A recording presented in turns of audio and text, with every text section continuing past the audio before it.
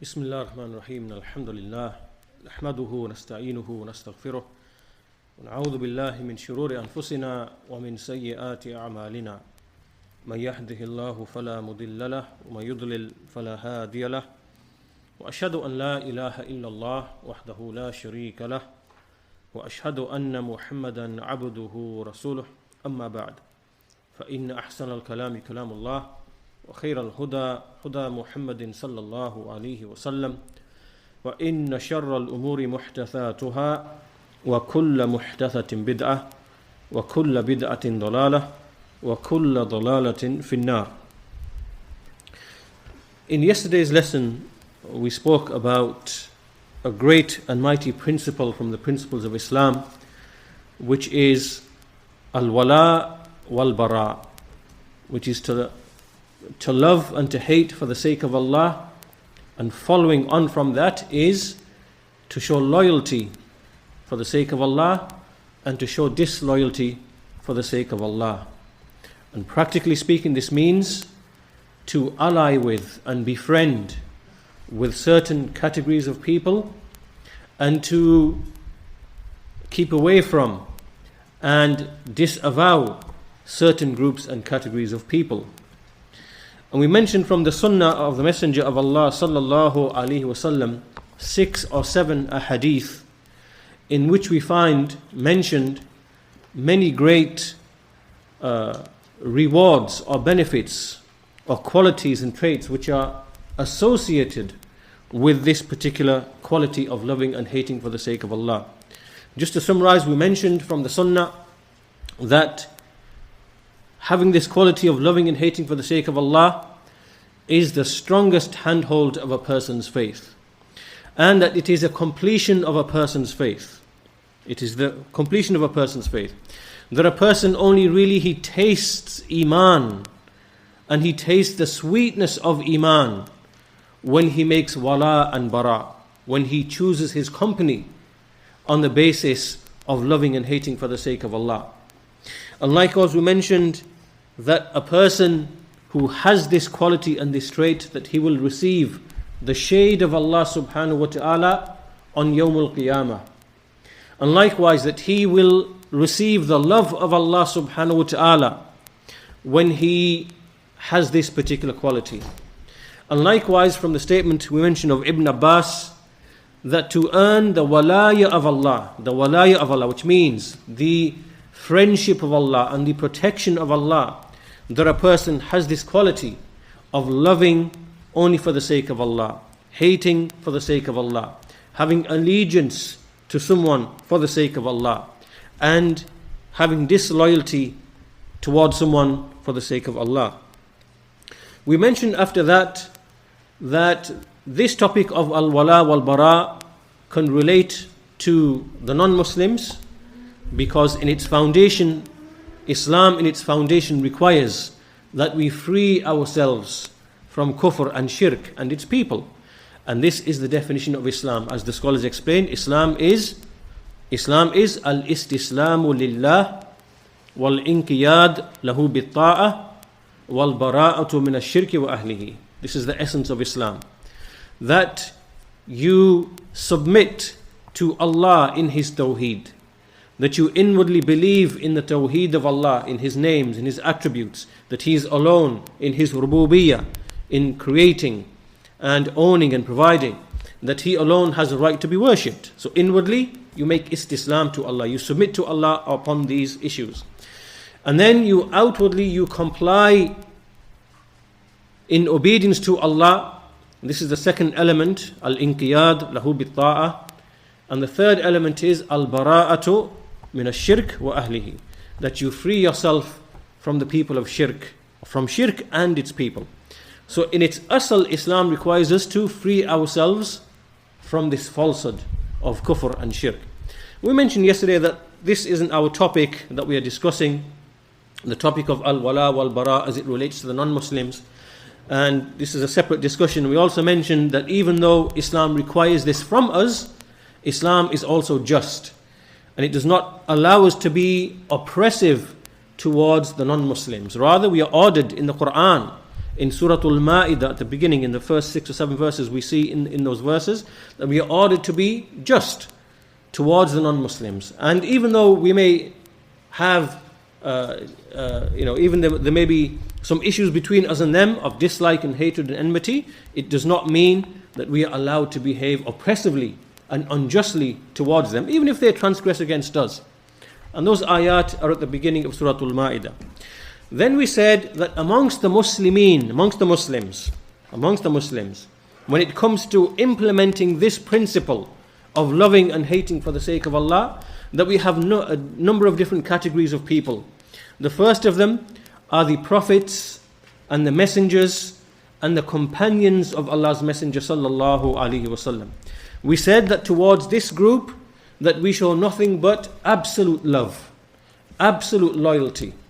We love them from every single angle. There's no disloyalty, there's no hatred, there's nothing of that sort at all. It is absolute, unconditional love. For all of the prophets, the messengers, the Sahaba, every single one of them, and as a whole. Then we said that as for everyone else besides them, then because people have a mixture of Iman and Sunnah and Bid'ah and Taqwa and Ma'asiyah, meaning they have a mixture of truth and falsehood, and Sunnah and Bid'ah, and piety and impiety. So on that basis, we see that when we love them and then when we hate them, we see that it's something that requires some detail. And then we said that we divide the people into 3 categories. There are those who are the people of sin, who sin against their own soul. So a person, he sins in his own home, in the privacy of his own home, he harms nobody else. So he's oppressing himself, he's harming himself. So this is the first type of person. The second type of person is the one who he transgresses against somebody else. He takes his right, he harms him in his wealth, in his property, in his honor. This person now is guilty of 2 things. He harms himself, he wrongs himself, and he wrongs another person besides himself. So his crime is greater. And then we mentioned the third person is the person who innovates into the deen of Allah subhanahu wa ta'ala. He does 3 crimes. First of all, he disobeys Allah in this act, so he wrongs himself from this angle. Secondly, he transgresses against the deen of Allah subhanahu wa ta'ala. He's making tabdeel of the deen of Allah. And thirdly, he's oppressing the people because he's misguiding them in their religion. So this one of all of the people is the worst of all 3 types of people. And this is why we see in the athar, in the sunnah, in the athar from the Sahaba, we see statements which represent this reality, that indeed the worst of all affairs to Allah are the innovations. The Messenger said, the worst of all affairs are the newly introduced matters, and every newly introduced matter is an innovation. And there are many statements from the Salaf in this regard. You are familiar with that.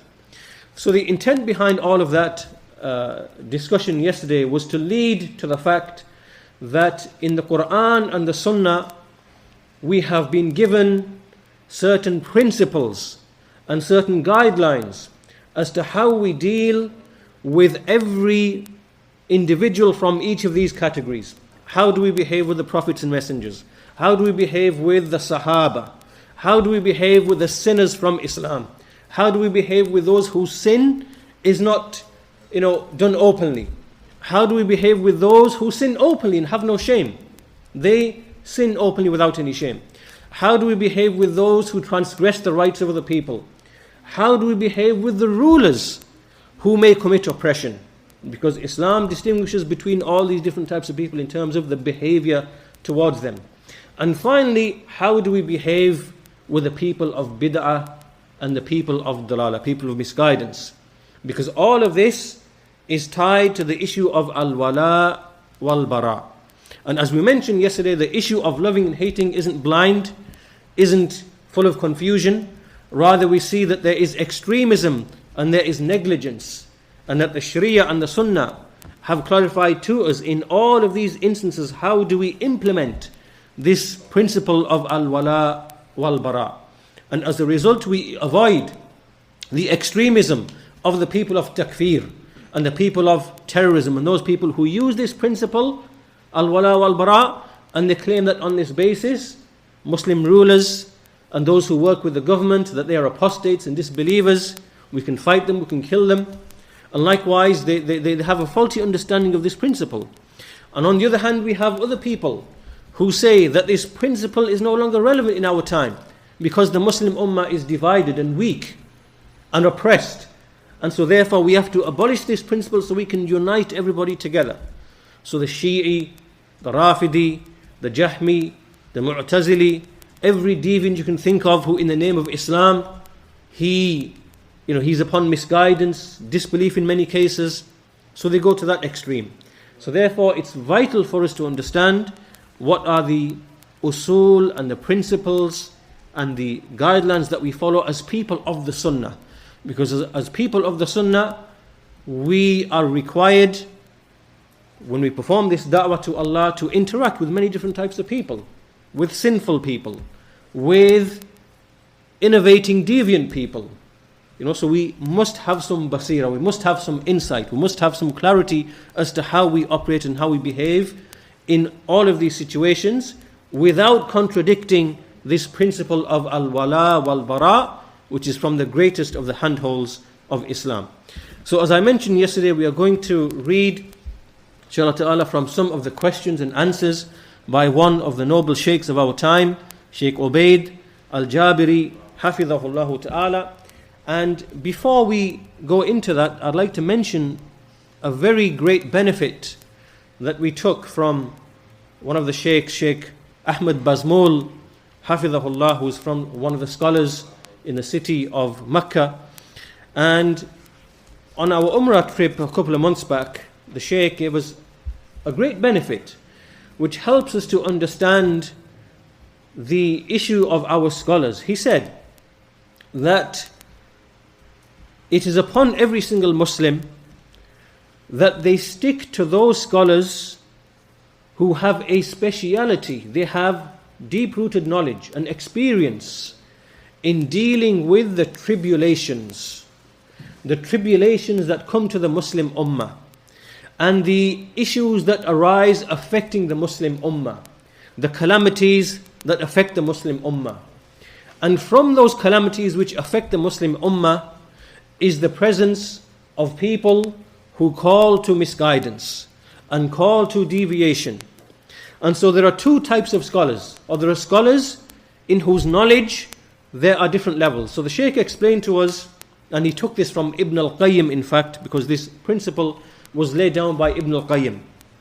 He said that the people of knowledge, they fall into categories. From the people of knowledge are those who know the truth in detail. They know the truth in detail. And they know the falsehood in a general sense. Okay, so they know everything which is good and which is truth in a detailed sense. But as for falsehood and evil, they know it in a general sense. This is one category of scholar.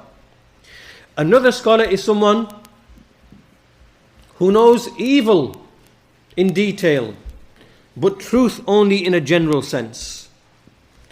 And then there is a third category of scholar who knows the truth in detail and the falsehood in detail. Okay, once we understand this, then the Shaykh says that there are certain scholars who sometimes they do not specialize in knowledge of the evil in detail and of falsehood in detail and of bid'ah in detail. And so therefore, in their views and their opinions and their directions, there may be something of deficiency. Even though this person, the Shaykh, is from the people of knowledge and from the people of the Sunnah and Salafiyyah, so the Shaykh was pointing out to us that there is a danger when sometimes people, they have a desire in their hearts and they choose to go to a specific Shaykh because they know that the Shaykh, he's going to give them an answer which is in accordance with their desires, because the Shaykh is not one who specializes in this particular area. Okay, once we understand this, we understand that amongst the people of knowledge as a whole, all the mashayikh of the Sunnah and Salafiyyah as a whole, that there is amongst them those who have knowledge of falsehood in detail. And this is something that we shouldn't have any problem in accepting. Why? Because if we look historically speaking, let's take the example of Imam Ahmad. in the 3rd century after Hijrah, when the fitnah of the Mu'tazila and the Jahmiyyah was present. These people who they influenced the rulers and they forced the rulers to enforce a belief which is disbelief, the belief that the Quran is created, and they forced it upon the people. And Imam Ahmad was forced to debate with these people. He was brought in front of the rulers successively, and he was forced to debate with the Jahmiyyah and the heads of misguidance. And Imam Ahmad was someone who had detailed, insightful knowledge of these people and their arguments and their misguidance. He knew exactly where they were coming from. As a result, we see that Imam Ahmad was the person who was sought after for guidance and direction. Even the rulers who left and abandoned this falsehood later, they went to Imam Ahmad and asked him, so-and-so person is a qadi in such and such place, what do you say about him? And Imam Ahmad would say, so-and-so is a Jahmi, remove him from that position. Right? So Imam Ahmad was sought after because he had knowledge of this batil in detail. And this is how it is. There are scholars in certain times and areas who specialize in the fitan, in the tribulations.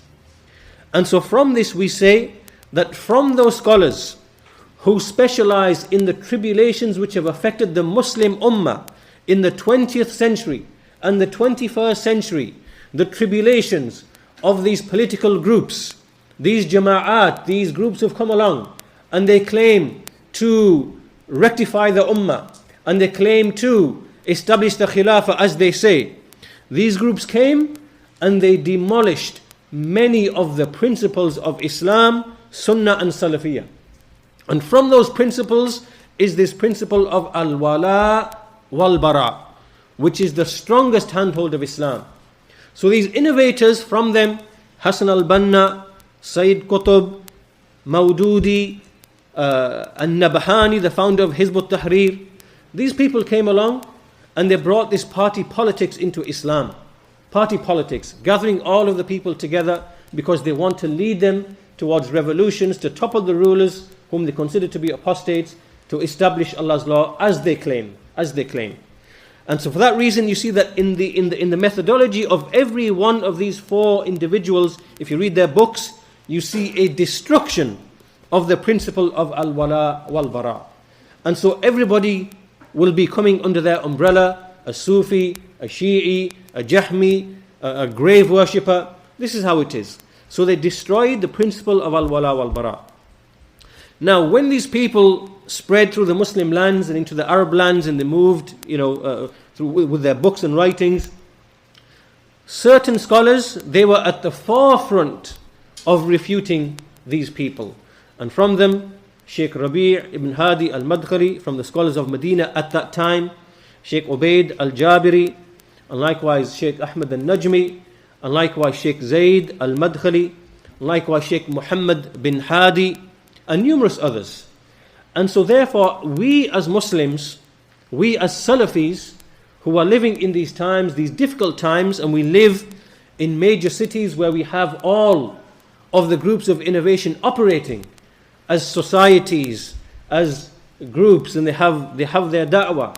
We are in need of the knowledge and the guidance and the direction of these scholars, because these scholars are the ones who know the evil in detail. The evil in detail. There are other scholars who don't have that knowledge in detail. And as a result, you see that the Hizbiyyeen, the people of Hizbiyyah, they will flock around these scholars. And they will, when they hold their conferences, they will invite those scholars. And this is out of a deception and a plot on their behalf. Because they know that these scholars, and either they don't have the knowledge or the insight into these affairs, or that they won't really speak about these issues. Okay, so upon us is to be aware of these types of issues, because this is how misguidance, when we are unaware and not on our guard, this is how misguidance can come to us. So in all that context, we have here 2 excellent lectures from the Shaykh, or 2 question and answer sessions that we're going to benefit from, inshallah ta'ala, in this lesson. And by way of this, we will start to learn some of the principles that we use when we go out and we interact with other Muslims. Those who may be our relatives, who might be upon bid'ah, those who might be upon the jama'at of Hizbiyyah, how do we behave with all of these people? So we begin with the first series of question and answers, and this is a lecture that the Shaykh gave, حفظه. This is 10 years old, ya ikhwan. This is 10 years old. This was when the fitnah of Abul-Hasan al-Ma'ribi, in the early part of the 2000s, 2002, 2003, the Shaykh gave this lecture back in those days. And it's a very, very beneficial question and answer session. So it's called Jinayatu Tamyee' ala al-manhaj al-Salafi. The crime of Tamyee'. This word Tamyee', it's a word really used to describe the principles and the behavior and the way followed by those political jama'at, those political groups. Those who do not love and hate for the sake of Allah. Those who do not make allegiance and disloyalty for the sake of Allah, as we mentioned yesterday. Rather, they have an aql, they have an intellect which is ma'ishi, nifaqi, makhdhul. It is an intellect that only thinks of the worldly benefits. It's not based upon love of Allah, hate of Allah, and so on and so forth. So these political groups, they've come along and they have watered down, if not demolished, those principles that help to protect Islam. So this is the crime of Tamyee' upon the Salafi manhaj. And so the first question posed to the Shaykh, حفظه ta'ala, is the first question connects to some of those people who water down the Salafi manhaj.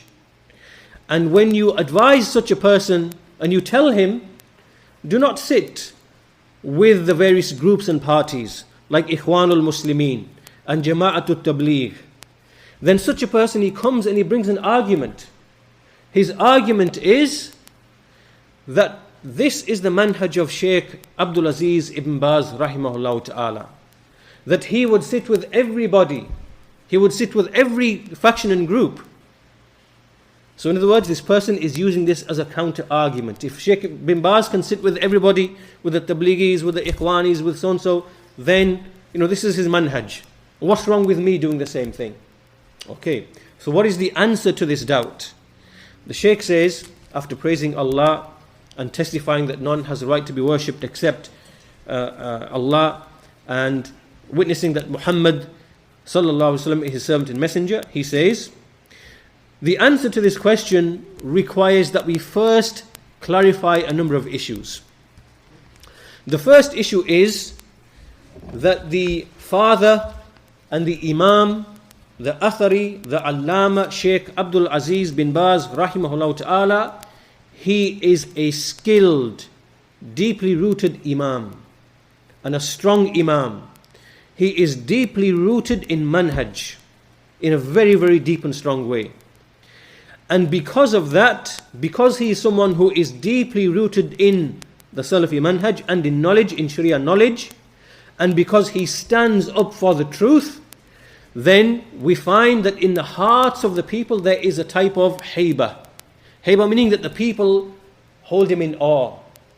This is how this Imam was. That the people would hold him in awe. They would respect him. And even the people of bid'ah would respect him as well. This was the acceptance placed for this great and lofty Imam. So the Shaykh says that even the Ahlul-Bid'ah, along with the people of the Sunnah, would actually respect him and would hold him in awe. This is the first thing that we should realize, which is unique to the likes of Shaykh Abdul Aziz ibn Baz rahimahullah ta'ala. The second thing that we realize about the Shaykh was that the Shaykh was someone who would actually stand for the truth, and he would speak the truth, and he would not fear the blame of anybody. Rather, he would speak the truth, but he would speak it with wisdom, with hikmah, and by admonishing in the best way. This was from the way of Shaykh Abdul Aziz ibn Baz rahimahullah ta'ala. The third way is that the third point the Shaykh mentions is that whoever sat with the Shaykh rahimahullah and who spent time sitting with him, he would have knowledge about the way of Shaykh Abdul Aziz ibn Baz rahimahullah ta'ala. And he would realize that Shaykh Abdul Aziz bin Baz rahimahullah, that he would correct and criticize the opposers, those who oppose and those who erred, with their names in front of the people. This was from his way. And he would say, for example, and then the Shaykh is quoting about Shaykh Abdul Aziz bin Baz that what has come from him is that he would say in a gathering, "O so-and-so, ya fulan, uskut, fa innaka fattan." He would say, "O so-and-so, be silent because you are someone who puts the people to trial. You are a fattan." And he would say to other people, "Hada laysa bi sahih, as-sawabu kada." He would say straight, "This is not correct. This is what is correct." And so we see that whoever spent time with the Shaykh would see that this was a quality of Shaykh Abdul Aziz ibn Baz, that he would not remain silent upon falsehood. And he would point it out and correct it whenever he would come across it. And for that reason, from all of these points together, we realize that the Shaykh, that whoever is a just person, whoever is a truthful person, and he realizes these points about Shaykh Abdul Aziz ibn Baz, he will realize that the Shaykh would never ever sit with the people of desires with a sitting that was devoid of advice and devoid of correction and devoid of criticism. No. Rather, sometimes he would criticize with quwwah and shiddah, and sometimes he would do it in a different way depending upon what the situation required. And so we see from the Shaykh and the Imam, what do we see? We see at-tamayyuz. At-tamayyuz. We see distinction. We see separation. We see him making tamyeez between the haqq and the batil. This was how he would sit with people because of his status and his position. And this, the Shaykh says, is very clear and apparent from his seerah. When you read his biography and you read these things about him, this is what becomes clear from Shaykh Abdul Aziz bin Baz rahimahullah ta'ala. So the Shaykh says this is the manhaj of Shaykh Abdul Aziz ibn Baz. As for the one who says that the Shaykh would sit with everybody, with the tabligh, with the ikhwan, with so-and-so and so-and-so, he says this is not to be taken absolutely. This is not correct. Yes, it is true that the Shaykh would sometimes sit with certain groups of people, but he would speak the truth. And then the Shaykh says, and he mentions an important point here, he says, وَالشَّيْخ رحمه الله تعالى هو إمام مقصود من جميع الناس ليس من داخل المملكة العربية السعودية التي هي بلده فقط بل من جميع أنحاء الأرض فالمسلمون كلهم يقصدونه. To the end of what he says, the point he's making is that Shaykh Abdul Aziz ibn Baz is an imam who is sought out by the people. We see many, to add to what the Shaykh mentioned here, that many of the people who heard of Shaykh Abdul Aziz bin Baz from the various countries, they heard of his piety, they heard of his charity he would give. He would take his salary and take away a portion of that salary, and whenever people would come to him and ask that, "Oh Shaykh, so-and-so is ill, my father is ill, oh Shaykh, so-and-so," whatever, people would write him letters from other countries asking for help, and he would give his money to them. So when the people came to know this of Shaykh Abdul Aziz bin Baz, many of the people who might have been upon bid'ah, the average common people, they would seek out Shaykh Abdul Aziz ibn Baz because they knew him for his piety and his taqwa. And this gives the Shaykh a special and lofty status in this regard. He is sought out by the people. And so the Shaykh, because of his position, he would go out and he would, it's true that he would sometimes sit in certain gatherings, but he would speak the truth. And that was the motive for the Shaykh going and sitting in those gatherings, to speak the truth, to make tamyīz, to clarify the truth. And so the Shaykh then says that since this was the case for Shaykh Abdul Aziz ibn Baz, then he says, فَلَا بُدَّ أَن تَكُونَ لَهُ سِيَاسَةٌ مُعَيَّنَةٌ.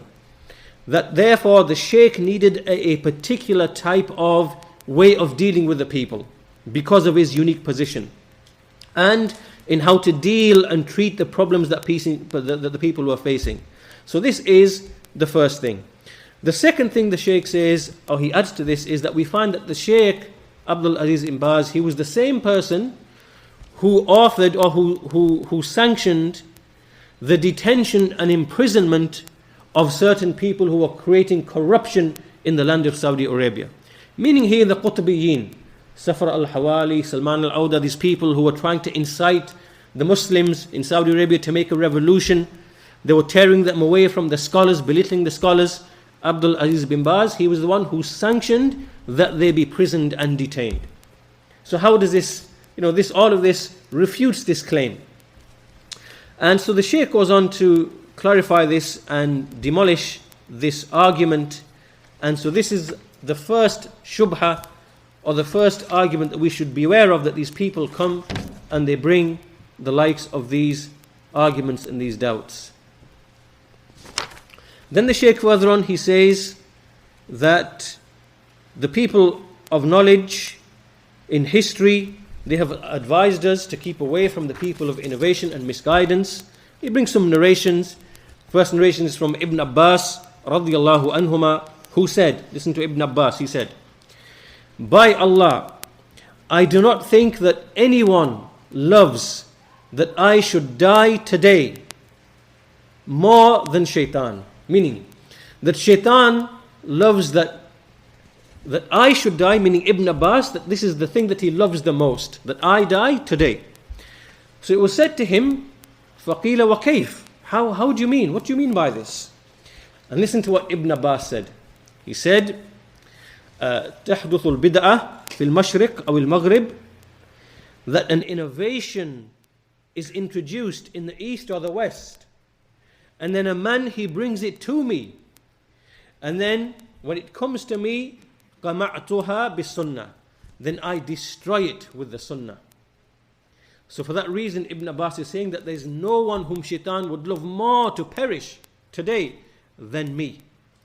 How has the Shaykh used this as a proof? How has Shaykh Ubaid used this narration as a proof? He's used it as a proof to show that, look at Ibn Abbas. Ibn Abbas was from the deeply rooted and deeply grounded knowledge scholars from the Sahaba. And look at what he said. He said, if falsehood and bid'ah comes to me, I will destroy it with the sunnah. And the Shaykh is indicating to us by mentioning this narration that this is how we see Shaykh Abdul Aziz ibn Baz rahimahullahu ta'ala. So this is refuting the doubt of that person that the Shaykh would sit with the Tabligh, sit with the Ikhwan. No, ya Ikhwan. Did he sit with them to drink tea and coffee? Did he sit with them to enjoy the company? No. He went to call the people to the truth and to clarify the truth. And then the Shaykh, he brings a hadith of the Messenger of Allah sallallahu alaihi wasallam, al-mar'u ala dini khalilihi falyanzur ahadukum ila man yukhalil, which is the title of this conference. A man is upon the deen of his friend, so let one of you look at the one whom he befriends. And so he says that when all of this is established, then you should know that those people who sit with the people of misguidance, they are of different categories. Right. So in other words, now, when we look at those people who are mixing with the people of innovation, they are of different categories. He mentions 4 of them altogether. So he says the first group of those people who we find mixing with the people of desires, the Ikhwan, the Tabligh, the Hizbiyyeen, the Harakiyyin, and other than them, he says the first of those people who we find go and they mix, then the first of them is an Imam, a strong Imam. He is someone who stands for the truth, and those people fear him. He goes to them and he clarifies the truth. So he goes for a maslahah. He goes for a benefit, for a beneficial interest. He goes to weaken them, to remove their strength, or to belittle their evil, to make their little less. An example of this is Shaykh Abdul Aziz ibn Baz, and he is a pure, hardcore Salafi. This is the first type of person who may mix, we find mixing with those people. This is an Imam. The second type of person that mixes, someone who is a Salafi. He is Salim, meaning that he is sound in and of himself. He's upon Salafiyyah, but he doesn't have the furqan. He does not have the criterion. He doesn't have the ability to distinguish between the truth and the falsehood. He might call to the Sunnah. He knows how to call to the Sunnah. He knows how to call to Tawheed. He knows how to clarify issues of belief. But he doesn't have a furqan. He doesn't have that deeply rooted knowledge of evil. He's not familiar with the shubuhat. He can't clarify the doubts. Right? So he has some knowledge, but he has some deficiency. This type of person, the Shaykh says that such a person is that when he, when he mixes with these people, then we should not be harsh upon him, but we should advise him nicely, and we should, try to have gentleness with such people and advise them, and we shouldn't be harsh with them and push him away completely. This type of person. This person, he has some good, and he's mixing with those people of desires. We see that there might be some harm for him because he's not really properly grounded. And so we try to advise him with gentleness and softness, and we advise him not to mix with those people, because he's not really grounded. Okay, so we have a certain way of behaving with this particular individual because we fear for him. This is a second type of person that we find that might be mixing with the people of desires. The third person that's mixing with the people of desire is in fact someone who is a mumayyi', someone who doesn't believe in these qawaid. He doesn't believe in these principles of al-wala wal-bara, or he maybe knows them, but he acts in opposition to them. And he takes this, he believes that everyone is correct. This jama'ah is calling to Allah, that jama'ah is calling to Allah, these people have the Salafi aqidah, those people have the Salafi aqidah, even though they might be deviated in issues of manhaj. So he says all of them are the same. So I'll go to this mosque, I'll go to that mosque, I'll go to that mosque. And he takes this course of action. This person then, he is advised. We give this person advice. If he takes the advice, then good, alhamdulillah. If he does not take the advice, then we treat him to be from those people. We treat him to be from those people. Because if that is your company, then indeed you are from them. Exactly as the Messenger of Allah sallallahu alaihi wasallam said, al-mar'u ala dini khalilih. The man is upon the deen of his friend. So we implement that principle and we treat him to be from those people. This is the third type of person. The fourth type of person is the one who mixes with those people, the people of innovation and deviation. But he goes one step further. He actually starts defending them. Remember the first person? He simply said, everyone's upon the truth. This is a shubha he has in his mind. He's jahil. He says, everyone's upon the truth. This person is actually defending them. He mixes with them. He goes to their masajid. He might even come to our masajid. He goes to those people and then he defends those people as well. So now he puts up a defense. And he wants to increase their numbers as well. So all of this, and at the same time you see this person, he's being very harsh against the Salafiyyeen. He speaks ill of their scholars. He speaks ill of the students of knowledge. He warns from the gatherings in their masajid. Right? This person, he is a Hizbi muhtarik. He is a blazing Hizbi. He is a Hizbi. He is someone who is upon that misguidance. And then the fifth person, the Shaykh says, now pay attention to this tafsil. And this shows you the insight of scholars like Shaykh Ubaid, al-Jabiri, حفظه. Look at all of the tafsilat he is giving. This is what we should be benefiting from. The fifth person now, he says the one who is a Salafi. This one is a Salafi. And he sees from his understanding that he should mix with those people in order to establish the proof. He wants to make iqamatul hujjah. He wants to establish the proof against them. And he says that we find that some of the mashayikh, we find amongst them those who do this. And they might go and visit some of the jama'at. They might attend, for example, a lecture that they've invited him for. And, they might go and visit them. And they want to establish the truth in their venue, in their location, in their masjid, in their center, whatever else it is. And they want to establish the proof. The Shaykh says, in my opinion, I don't agree with this. I don't agree with this way. Even though some of the mashayikh might choose this way. He says, I personally do not agree with it. And he says the reason is because that people who do this, we should really advise them and tell them to really leave this way. But as long as these people who hold this view are with us, we don't try to cut them off from us. And he says the reason why we do not agree with this approach is that when an alim like this, or when a sheikh goes to the venues of those people, even though he is going to clarify the truth, the perception of the people is that if this sheikh is going to that masjid must be okay, they must be Salafi. They must be Salafi, therefore they must be okay.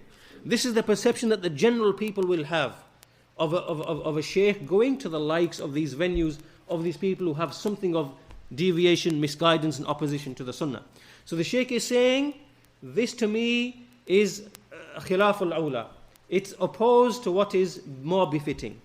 And the sheikh says that, this only increases their numbers, and this is not something that we really agree with. And the Hizbiyyeen, they actually use this. They deliberately invite scholars like this in order to increase their own numbers. So we see, ya ikhwan, here there are 5 categories of people, right? We distinguish between all of them. We don't treat them all the same. Whereas the one who is using the shubha, the person who asked the question, he's just using the shubha. Ibn Baz sat with everybody. Why can't I sit with everybody? Do you have the knowledge of Shaykh Abdul Aziz bin Baz? Do you have the understanding of Shaykh Abdul Aziz bin Baz? Do you have the hayba, the awe that is held for Shaykh Ibn Baz? Of course you don't. Miskeen, you don't have that. How can you even use such a fickle argument? It's batil. So we distinguish between all of these groups of people, as the Shaykh mentioned. The Imam, who is deeply rooted, who has a position in the hearts of the people.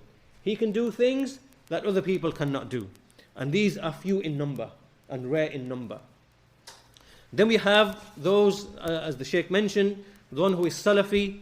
He has something of the truth, but not, he doesn't have a furqan. There is danger for this person. We advise him to leave this way. Don't mix with those people for that reason. There's danger in it for you. Okay, we don't cut him off because he's our brother.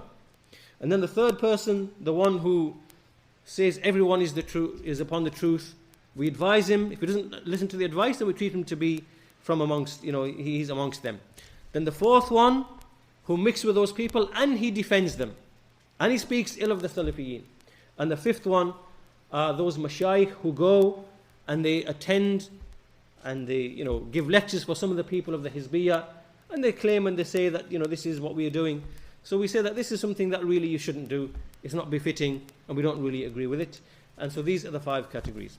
Second question is that some of the people claim and they say that we should encourage the students to seek knowledge, and we shouldn't speak about these issues of refutations and misguidance and deviation, because when we encourage the people to seek knowledge, that knowledge in turn will allow them to distinguish between truth and falsehood. Do you understand? In other words, we are saying that we should spend our time telling the people, go and seek knowledge of the truth. And we shouldn't engage them in telling them in detail what is batil, what is falsehood. This is the shubha. This is the doubt. This is the issue. So the Shaykh says, and again this is a great answer with tafsil. The Shaykh says that the affair with me is not to be said in a general way like this, meaning in the question. It's not alal itlaq.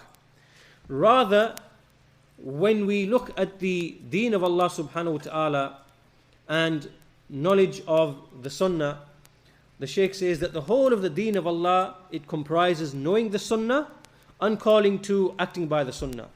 And likewise, warning from innovation and warning from the people of innovation.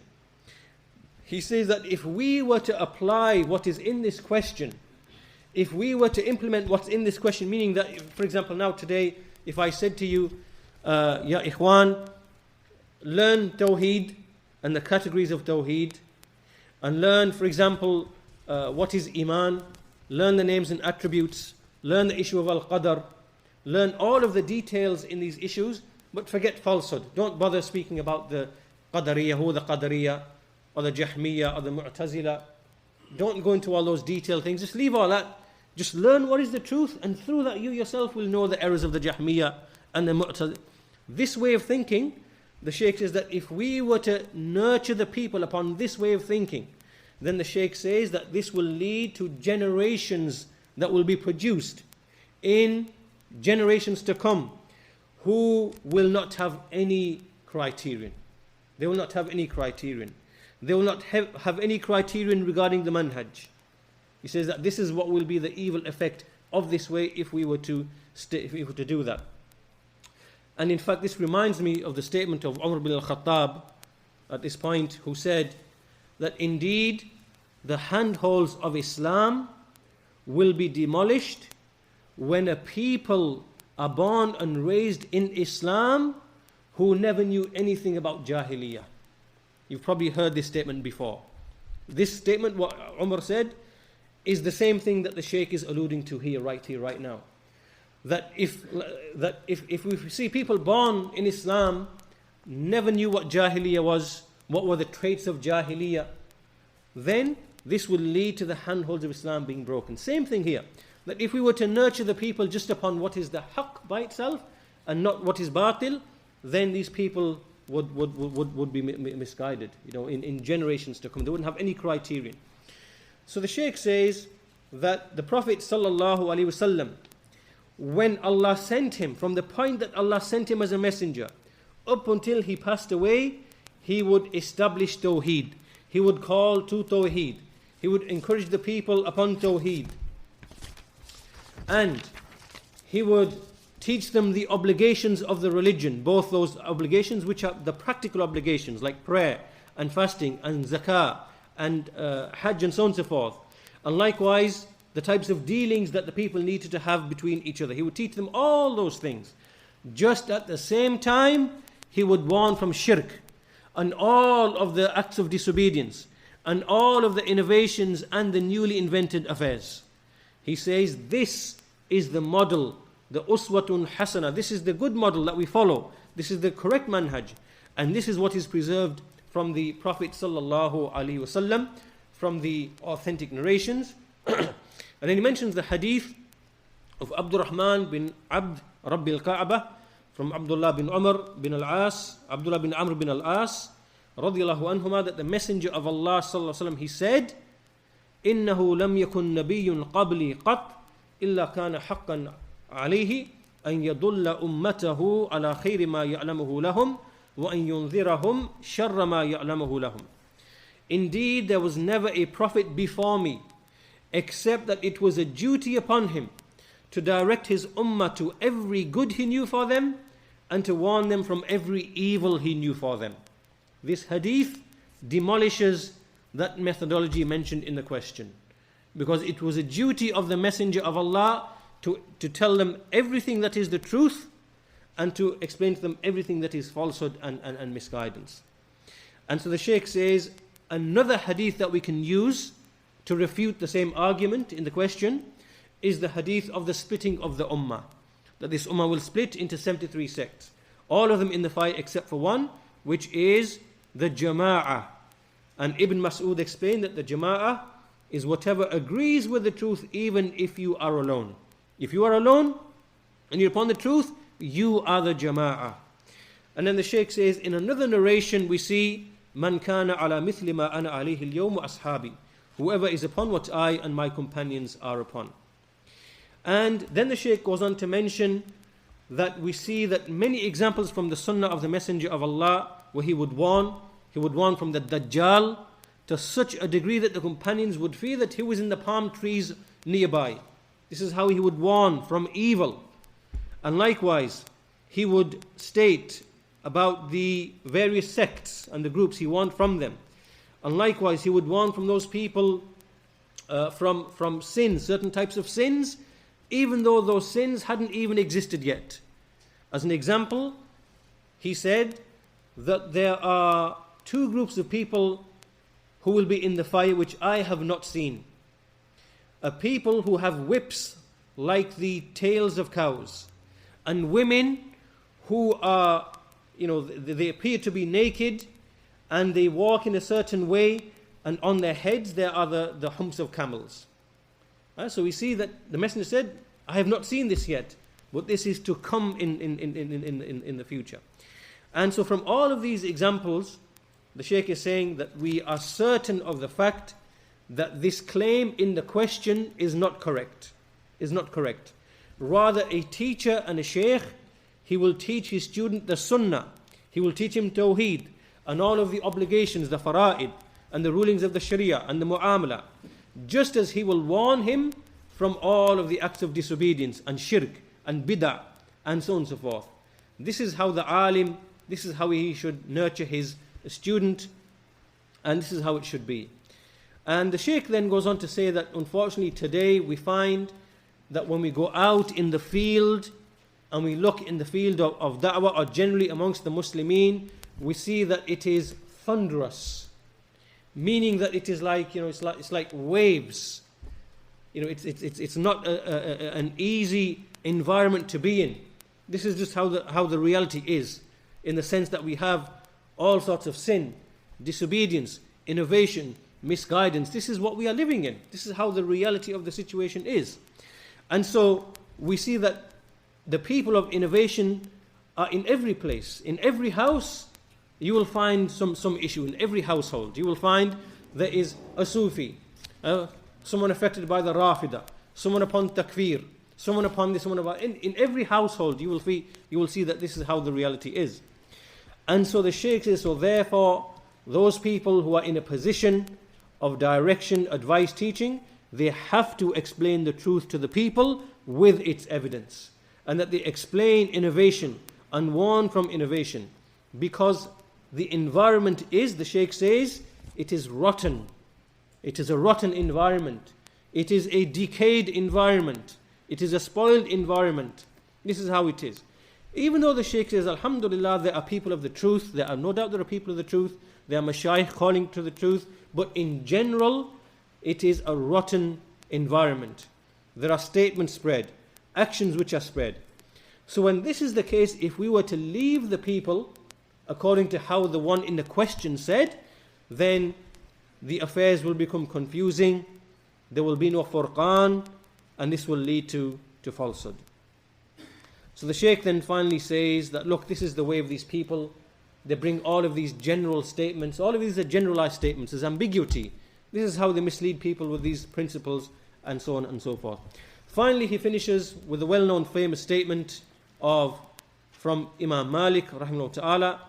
He says that Ibn Abdul Barr, he brings in his book Tamheed, that Wahab bin Kaysan used to sit, that Imam Malik said that Wahab bin Kaysan used to sit with us, and he would never ever stand until after he had said, اعلموا أنه لن يصلح آخر هذا الأمر إلا ما أصلح أوله. That indeed this affair will not be rectified except what rectified the early part. You know this statement from Imam Malik. And so Asbagh said to Malik, what does he mean by this? And Imam Malik said, Yurid badi uddin aw taqwa. He means by this the beginning part of the religion, or taqwa. So the Shaykh has brought this statement from Imam Malik to indicate that rectification of the ummah is in accordance with what rectified the ummah at the very beginning, which is what the Messenger brought of calling to Tawheed and the Sunnah and warning from shirk and bid'ah. Both of those things together. So when we give tarbiyah to the Muslimin and we teach them, then we call to these two things together. We don't separate them. Third question from the Shaykh is that some of the people come along and they start speaking in the serious and grave issues, and they oppose the major scholars who have knowledge, detailed knowledge in these issues, and they bring the claim and they say that we are not forced to follow anyone from the people. No one can force us to follow anybody. So what do you say regarding this shubha? What do you say regarding this issue?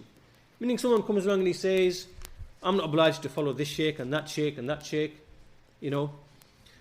What is the answer to this? The Shaykh says we have to first of all explain a number of issues. The first of them is that, first of all, is that we remind the people with the statement of Allah subhanahu wa ta'ala, and he mentions the ayah in the Quran. وَإِذَا جَاءَهُمْ أَمْرٌ مِّنَ الْأَمْنِ أَوِ الْخَوْفِ عَذَاءُوا بِهِ وَلَوْ رَدُّوهُ إِلَى الرَّسُولِ وَإِلَى أُولِي الْأَمْرِ مِنْهُمْ لَعَلِمَهُ الَّذِينَ يَسْتَنبِطُونَهُ مِنْهُمْ وَلَوْلَا فَضْلُ اللَّهِ عَلَيْكُمْ وَرَحْمَتُهُ لَاتَّبَعْتُمُ الشَّيْطَانَ إِلَّا قَلِيلًا. That when an affair of public safety or fear comes to them, then they spread it amongst the people. But if they had returned it back to the messenger and to those in charge of the affairs, then the proper investigators amongst them would have known, would have looked into it. And had it not been for the favor of Allah and His mercy, then most of you would have followed shaitan, except a very small number. This ayah is the famous ayah used by the scholars to indicate that whenever there are grave and serious issues which affect the Muslims, affect the safety of the Muslims, or the public security of the Muslims, and issues which affect them in their deen and their dunya, that it has to be returned to the Messenger of Allah in his lifetime, when he's alive, and to the people of knowledge, after him. And so, once we understand this ayah, then we see that we refer back to the Messenger of Allah, or we refer back to the people of knowledge. And this is either the rulers or the scholars who are in a position to speak about these affairs and who are in charge of the people's affairs. Okay, now, the Shaykh brings a narration from Umar radiallahu anhu, who said that the Messenger of Allah, it was spread about the Messenger of Allah that he had divorced his wives. So this news was spread amongst the people. So Umar came and he said, I came to the Prophet ﷺ, and I said, O Messenger of Allah, have you divorced your wives? And so the Messenger of Allah said, he said, La, no. So then Umar radiallahu anhu, when this ayah was revealed, and Umar bin al-Khattab, he said, Ana min alladhina yastanbitunahu. Ana min alladhina yastanbitunahu. So he's saying that I am the one who is mentioned in the ayah, because I am the one who is the proper investigator. I came and I investigated. Okay, so the Shaykh is mentioning this as a first point in response to the doubt. The second doubt is that when a person says we're not obliged and forced to follow anybody or make ittiba of anybody, the Shaykh says, yes, this is true. We're not obliged to follow anybody. However, this statement is mujmal. This is general, it's ambiguous. It can be correct and it can be false. Rather, what is correct is not that we follow an individual, but we follow the evidence that the individual brings. Right? This is how it should be stated. So how it should be stated is that when an individual brings evidence, we are forced to follow that person or that sheikh or that alim. This is how it should really be said. But we see that the people of Hizbiyyah, the people of deviation, always bring things and they present it in a general sense. And in a general sense, there's maybe some truth in it. I'm not forced to follow anybody. This is true, you're not forced to follow anybody. This is true. But it's general, mujmal, and by this they misguide the people. So the Shaykh says that the truth is that consideration is given to the evidence. Whoever brings the evidence, then you are obliged to follow that evidence when he brings it. So then the Shaykh says that when we refer the issue back to Allah and His Messenger and to the people of knowledge, then we present things by way of evidence. And then the Shaykh goes on to say that we go back to the people of sound knowledge, sound aqeedah, sound manhaj. And when they speak with the truth and with evidence, then it is obligatory to follow them, especially when they warn against a man who's deviated or in whose manhaj there is corruption, and so on and so forth. So therefore, this statement is batil, the Shaykh says, and corrupt. Fourth question is that when there is a man whose condition is not known. We don't know anything about him. And is it permissible to ask about his condition, or is it not permissible to ask about his condition? Meaning someone comes along, maybe he's coming to give da'wah, give lectures, we don't know who he is, what he is, his condition is not known. How do we behave in this situation? The Shaykh says there is no doubt that in every age and in every place there will be people coming to you, and you will not know about these people, and this person is not known. And if this person was someone who he doesn't speak openly, he doesn't manifest opposition to the Sunnah or whatever, and nothing really is known from him, but he's not known at the same time, then he says we just leave him mastur. We leave him as he is. But if there is a doubt, a question mark now arises, there's a question mark, and there's some doubt, and the people have doubt about his condition, or they want something from him in the worldly affairs, in the religious affairs, they want something, then they must examine his condition. Now they must examine his condition when there is a need from him, meaning in the dunyawi sense or in a religious sense. Now they must make ikhtibar of his hal. He says a proof for this, and he brings the hadith of Muawiyah bin al-Hakam and the slave girl, when this companion radiallahu anh, he had a slave girl, and a wolf came and took one of the sheep, and so he slapped her, and then he regretted this, and he felt remorse over this. He went to the Messenger of Allah sallallahu alaihi wasallam, informed him what happened, and then the Messenger of Allah, he said, bring her to me. So he brought the slave girl to the Messenger, and he said, Ayn Allah, where is Allah? And she said, Fis sama. And then he said, Man ana, who am I? And she said, you are the Messenger of Allah. He said, free her, for indeed she is a believer. So this is an evidence to show that to examine someone when there is a need to examine them, that this is a proof for that. And for that reason, the Shaykh says, we see that the people of the Sunnah, in what has passed, they would test the people of every city by way of a person of the Sunnah in that city. So they would say, Imtahinu Ahlul-Madina bi-Malik. Test the people of Medina with Imam Malik. And test the people of Sham with al-Awza'i. And test the people of Egypt with al-Layth bin Sa'ad. And test the people of Mosul with Mu'afi bin Imran. Okay, so they would say, if you want to know who's a person of the Sunnah in Egypt, in Misr, test them with Layth bin Sa'ad. What do you say about Layth bin Sa'ad? And likewise in every region. And there are many other narrations which are like this. So the Shaykh says, a person therefore is to be examined when a question mark is raised, when there is a doubt raised. And so he is to be questioned. Or when someone needs something of the affairs from him. He says this policy is something that no one can do without. No Muslim can do without this policy.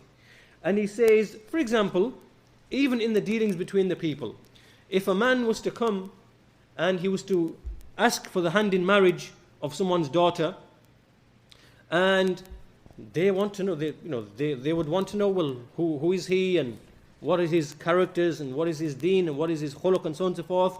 No one would say, well, take my daughter in marriage. This is mad.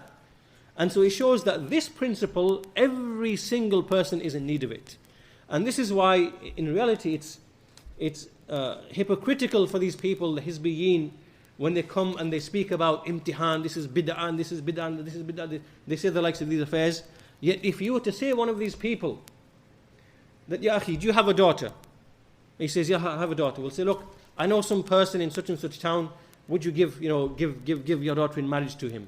And you know nothing about him.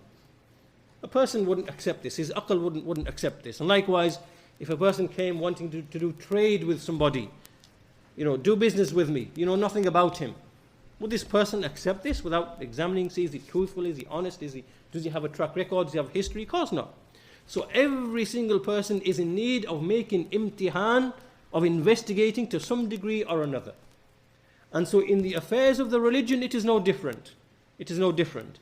And this is from the Sunnah, that where a question mark is raised, or when there is a need, then this is something that we resort to, especially when someone is, coming and calling he's a caller, he's teaching, whatever else, then this is something that we resort to. Finally, the Shaykh finishes with a shubha. He says that from all of this discussion that we've made now, you will realize the falsehood of the statement, al-aslu fil muslimi al-adala. The asl of a Muslim, the foundation of a Muslim, is that we treat him to have integrity, that to be have adl, integrity. This is a principle that some people say, al-asl fil muslim al-adala. And the Shaykh says this is batila, and the books of al-Jarh wa Ta'deel are a witness to what we said. Because the base rule regarding Muslims isn't that they are upon adala, that they are trustworthy, truthful, have integrity. No. The base rule, as Shaykh al-Islam Ibn Tamyee mentions, is that mankind is dhaluman jahula. That the base rule regarding mankind is that they are ignorant and oppressive. This is a shubha that Ibn Taymiyyah refutes, but this is how the Shaykh ends this question. Question number 5. When a person is forced and compelled to quote from the books of the people of knowledge, what are the Sharia guidelines that we follow when we quote things from different types of books? Right. Because there are many books which are authored, and many different types of authors. There are authors who are people of bid'ah, but they have good books. There are authors who are people of the Sunnah, but their books have mistakes. Right? So this question is asking, how do we deal in quoting and using these various different types of books? This is a very, very good question. And the Shaykh says, the books of the people of knowledge, if they are those who are from the people of the Sunnah, then there's no harm in the likes of these books, of course. We quote from these books. However, when we quote from these books, when we use books to quote from the people of knowledge, make sure that we present the quotations in a way that the people listening can understand, that they can grasp what is being said. And they choose the easy quotations from the books to present to the people, and in accordance with what is needed according to the situation. But as for when the books are quoted from the people of bid'ah, from the people of innovation, then there are different scenarios and situations. They are not all to be treated the same. And then the Shaykh says that the people of knowledge have divided the books of the innovators into 3 categories. 3 categories. The books of the innovators. He says the first type is those books which are pure innovation. They are pure misguidance. Everything in them is misguidance. Or maybe there's just like a small amount of the Sunnah, but overwhelmingly it is bid'ah. He says these types of books are not to be looked at all. Not permissible for the average Muslim to look at all in these books. And if a person who is an alim, a rooted alim, he wants to look into these books to refute them. So he says that in this book is such and such, or batil, and he wants to refute them. This is for the alim to do this. And he gives examples of these types of books. The book Al-Kafi of the Rafidi Shia, and the book Usul al-Kafi again from the Shia. These are books which are pure misguidance. And likewise we could include in this many of the books of the Sufi believers in Wahdatul Wujud and things of this nature. They are written in order to promote misguidance. And overwhelmingly they have misguidance. So a Muslim keeps away from all of these books. The second category is that which is mixed with Sunnah and Bid'ah. There is Sunnah, there is Bid'ah. The alim who is mutamakkin, he has grounding, he can distinguish between what is correct and falsehood. He is the one who looks into these issues. He is the one who separates, he reads what is haqq, what is batil. Then only he is the person who can do this. He says that, however, at the same time, this isn't something that a person should engross himself in. Even for the people of knowledge, he shouldn't engross himself in being involved in these types of things. And then he continues and he says that he goes on to give some examples of books which are like this. An example would be al-Zamakhshari, the tafsir of Zamakhshari. Zamakhshari is a Mu'tazili. He wrote a tafsir of the Quran. In this tafsir there are many benefits in terms of language and many other benefits that the scholars can benefit from. But at the same time, there is the bid'ah of the Mu'tazila and distortion of the ayat of the Quran. Right? So these are the types of books. And likewise, the tafsirs of other people from the people of innovation, there's some benefit, some sunnah, likewise there's some bid'ah. But those books haven't been written specifically to propagate an innovation. Right? So the Shaykh says this is an example of the second category of book. And this again is for the scholars to look into these books and to extract the benefits from those books and to distinguish sunnah from the bid'ah. Okay. The third category, the Shaykh says, is books which are authored by the people of bid'ah, but they are completely free from bid'ah. Right? These are books which everything in them is from the sunnah. There's nothing really wrong in these books. He's not using the book to spread his bid'ah and his dalala. And rather his intent is really just to maybe support one of the Islamic sciences, or he's written on a topic in which there's no misguidance or whatever. He says this book doesn't have anything of bid'ah or deviation. The Shaykh says that in this issue the matter is open. He says فَهَذَا الْأَمْرُ فِيهِ وَاسِعٌ. This is a matter that's open, and he gives examples of some books. He gives examples of some books. He says Abu Ghudda is a Sufi. He's a Sufi. But what he did, he took the Sunan of Imam al-Nasa'i. Imam al-Nasa'i, the Sunan of Imam al-Nasa'i, the collection of hadith. And what he did is that he made a tartib of this book. He organized and arranged the ahadith in this book. So basically he did something that's beneficial. It's a beneficial endeavor what he did. Even though he himself is a blazing Sufi, blazing misguided Sufi. But this book in and of itself doesn't have any bid'ah, rather it is something that is of benefit. That is an example of what the Shaykh is speaking of.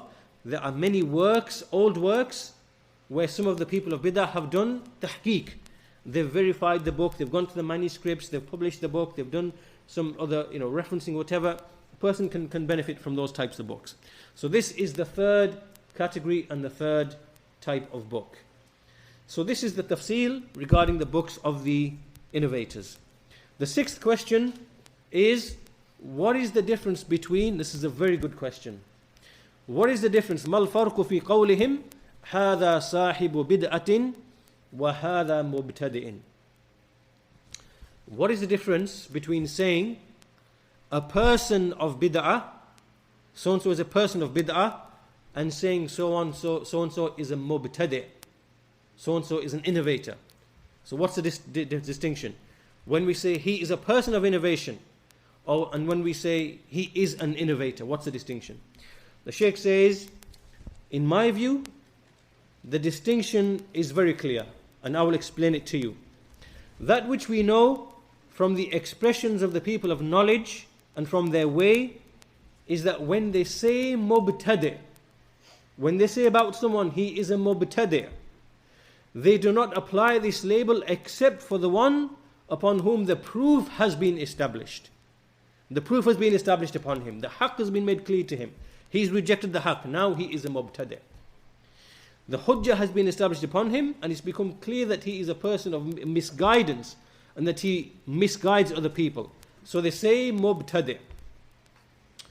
And he says, in the majority of the cases, this is how it is. They use it to say someone is a mubtadi' who's had the hujjah established upon him.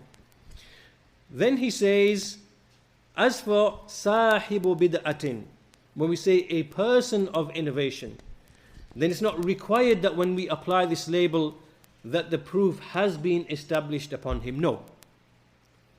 Rather they say this person is a sahibu bid'ah, meaning that he is someone who is acting or he's carrying a bid'ah. So this is a more general statement. In other words, what the Shaykh is alluding to, that when we say so-and-so is a person of innovation, this does not necessitate tabdi'. Does not necessitate tabdi'. It doesn't mean that we have now expelled a person from the sunnah and declared him to be a misguided innovator. No. We are using this word in a descriptive sense. Descriptive sense. This person has something of innovation with him. He's implementing some innovation. He's a sahibu bid'atin. This term is not the same as Mubtadi. So one implies establishment of the proof, and the other one does not imply establishment of the proof. And since we are on this topic, I would like to make a quick clarification here, that we see that the people of knowledge, they distinguish between someone who is a caller to innovation, someone who's upon a bid'ah, and he goes out, he stands on the chair, on the table, on the minbar, and he calls the people to his misguidance. And on the other hand, we have a person who's upon some bid'ah, but he's not a caller. He doesn't call the people, he doesn't go out in the street, he doesn't invite, he just quiet keeps himself to himself, and that's what he's upon. Are these two the same? Are these two the same? They're not the same? What have our scholars said? What have the scholars of the past said? Are they the same? Are they the same? No. This is something that is established with the people of hadith. If you read in the books of hadith, you will see they clearly make a distinction between a caller to bid'ah and someone who isn't called to his bid'ah, in terms of accepting his narrations, not accepting his narrations. And the scholars have made this tafsil, Ibn Tamyee, and all of the Imams of the Salaf, in fact. Now, I want to read to you the statement of a Shaykh, and I want you to tell me, is this speech correct? The Shaykh says, some of them divide the innovators into the one who calls to his innovation and the one who does not call to his innovation. He says, Batil, wallahi. He says, Batil. And then he swears by Allah, wallahi, this is Batil. And then he says, I swear by Allah, I swear over it that this is Batil. Look at this courage. Look at this bravery he's showing. Batil, wallahi, Batil, wa ahlif alayhi aidan annahu Batil. That I swear this is Batil. Then he says, هذا التقسيم باطل باطل كلام فارغ كلام فارغ. This is false distinction. It is empty speech. And then he goes on and he says, he goes on with speech like this. I don't need to read it's lengthy, but you understand, you can see the language that he's using. Do you agree with this, ya ikhwan? Is this correct?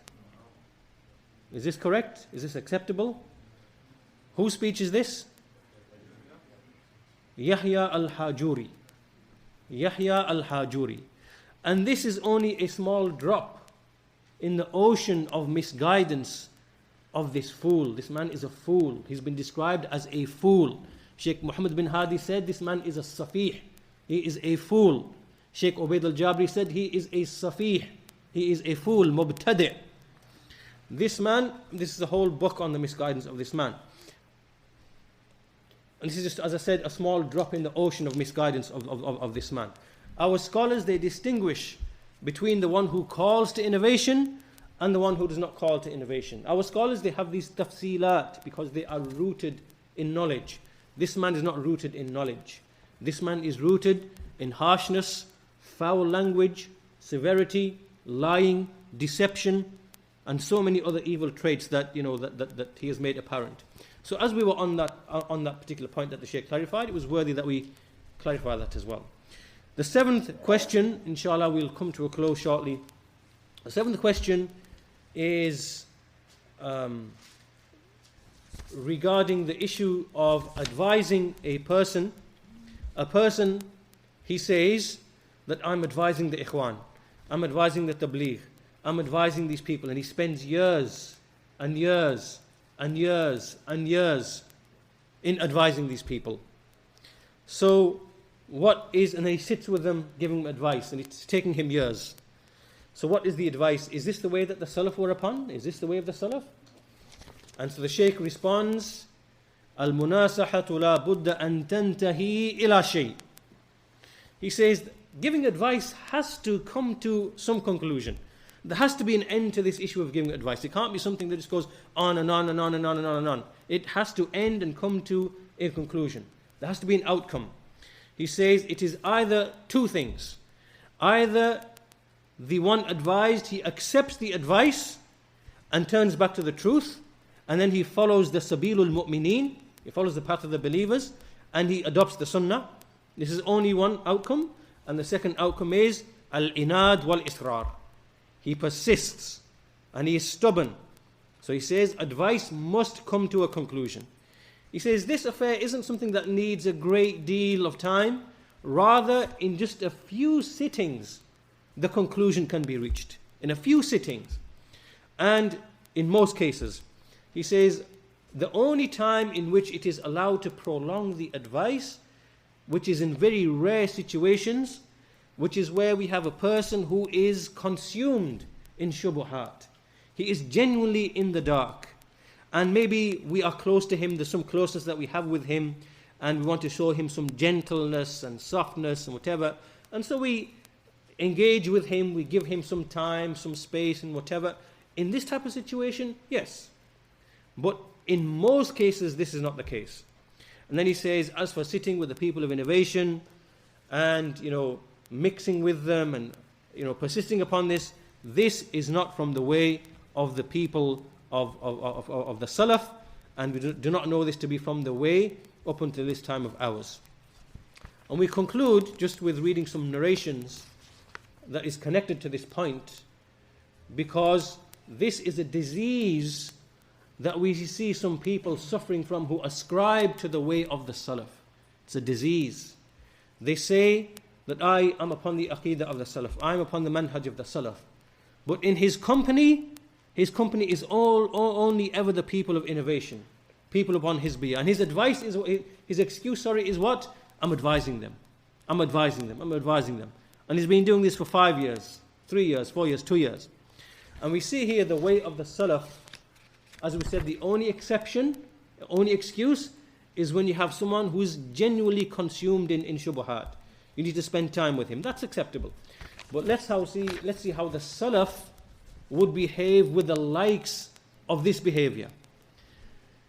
Al-Lalaka'i brings a narration from Abdullah bin Amr al-Sarkhusi, the scholar of Al-Khazar. He said, I ate a single meal with an innovator. I ate a meal with a Mubtadi', and it reached Abdullah ibn al-Mubarak. And Abdullah ibn al-Mubarak said, I will not speak to him for 30 days. Fahmt? This is the way of the Salaf, meaning. Ibn Waddah al-Qurtubi, he narrates from one of the Salaf.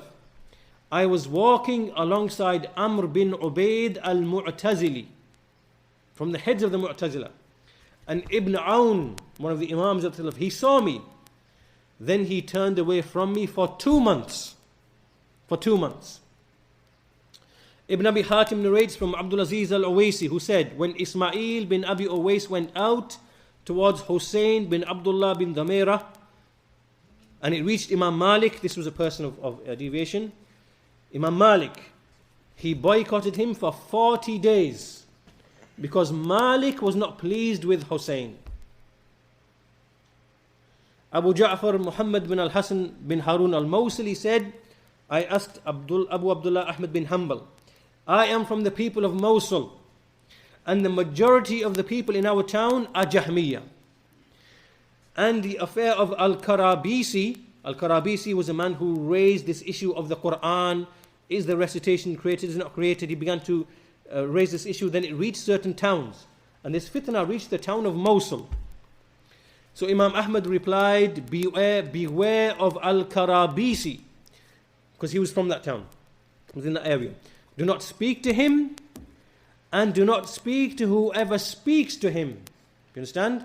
Do not speak to Al-Karabisi, and anyone you see speaking to him, do not speak to him either. So I said to him, this statement, in your view, and whatever branches from it, is all from the saying of the Jahmiyyah? He said, yes, all of this is from the saying of Jahm bin Safwan. Al-Fudail bin Iyad said, whoever sits with a person of innovation, then beware of him. And whoever sits with a person of innovation has not been given wisdom. Ibrahim bin Maysara, whoever honors an innovator, has aided in the destruction of Islam and to the end of what has been said.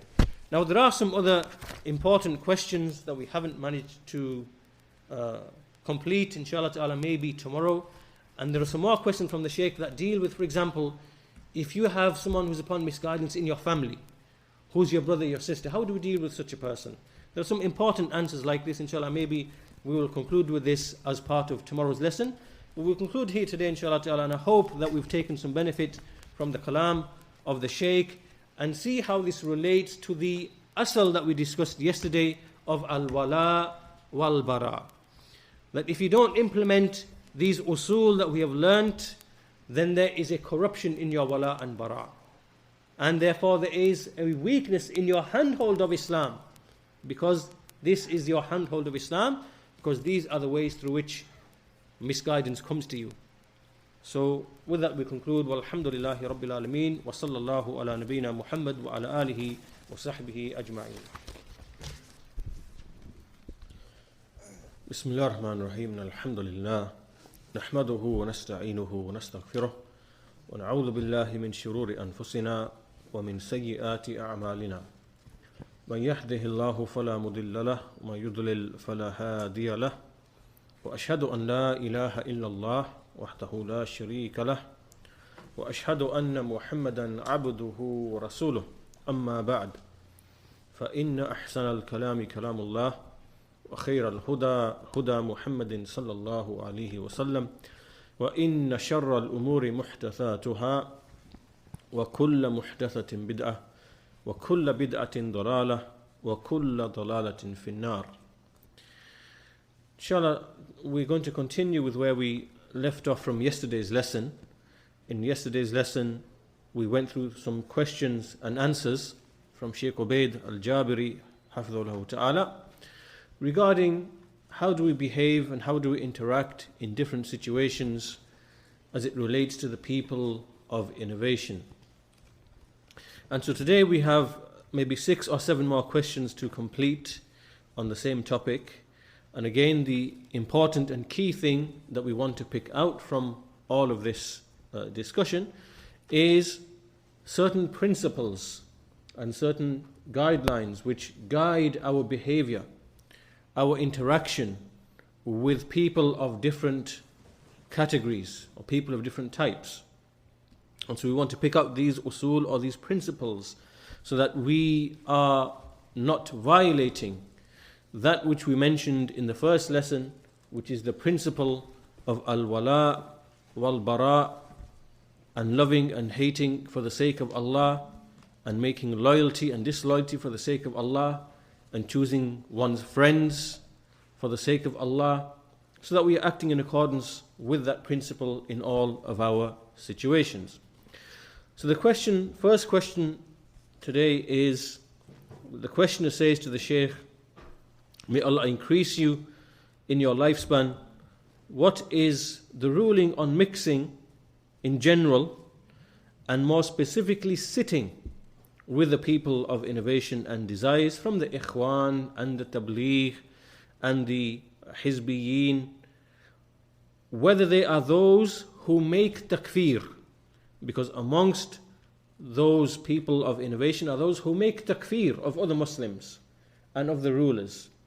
So whether they are those who are mukaffirun, they declare other Muslims to be apostates and the rulers and so on and so forth, or whether they don't make takfir of other Muslims. Because there are two types of people of innovation. So the Shaykh, after praising Allah and sending the salat and the salam upon the Prophet sallallahu alaihi wasallam, he said, it is obligatory upon the Sunni that he separates from the people of innovation, he distances himself from them, and that he takes caution from them. This is just a general, broad principle that we begin with. As a general, broad principle. This is an asl, a foundation from the foundations of the Sunnah. That is, from our deen, from our religion. This foundation has its basis in the Quran, in verses from the Quran. There are many verses from which this foundation is established. This principle has its foundation in the Sunnah of the Messenger of Allah sallallahu alaihi wasallam. And this foundation has its basis in the action of the Sahaba and the action of the Salaf. So the Shaykh says that this is a qaida, amma, a general principle regarding the people of innovation, no matter what type they may be, whether they are those who make takfir or those who do not make takfir. However, alongside this general principle that we accept and that we implement, then giving advice to specific individuals from the people of innovation, whether they are ikhwanis or tablighis or sururis, no matter what type of innovation they may be upon, that giving people advice from amongst them is something which from experience has been proven to be beneficial.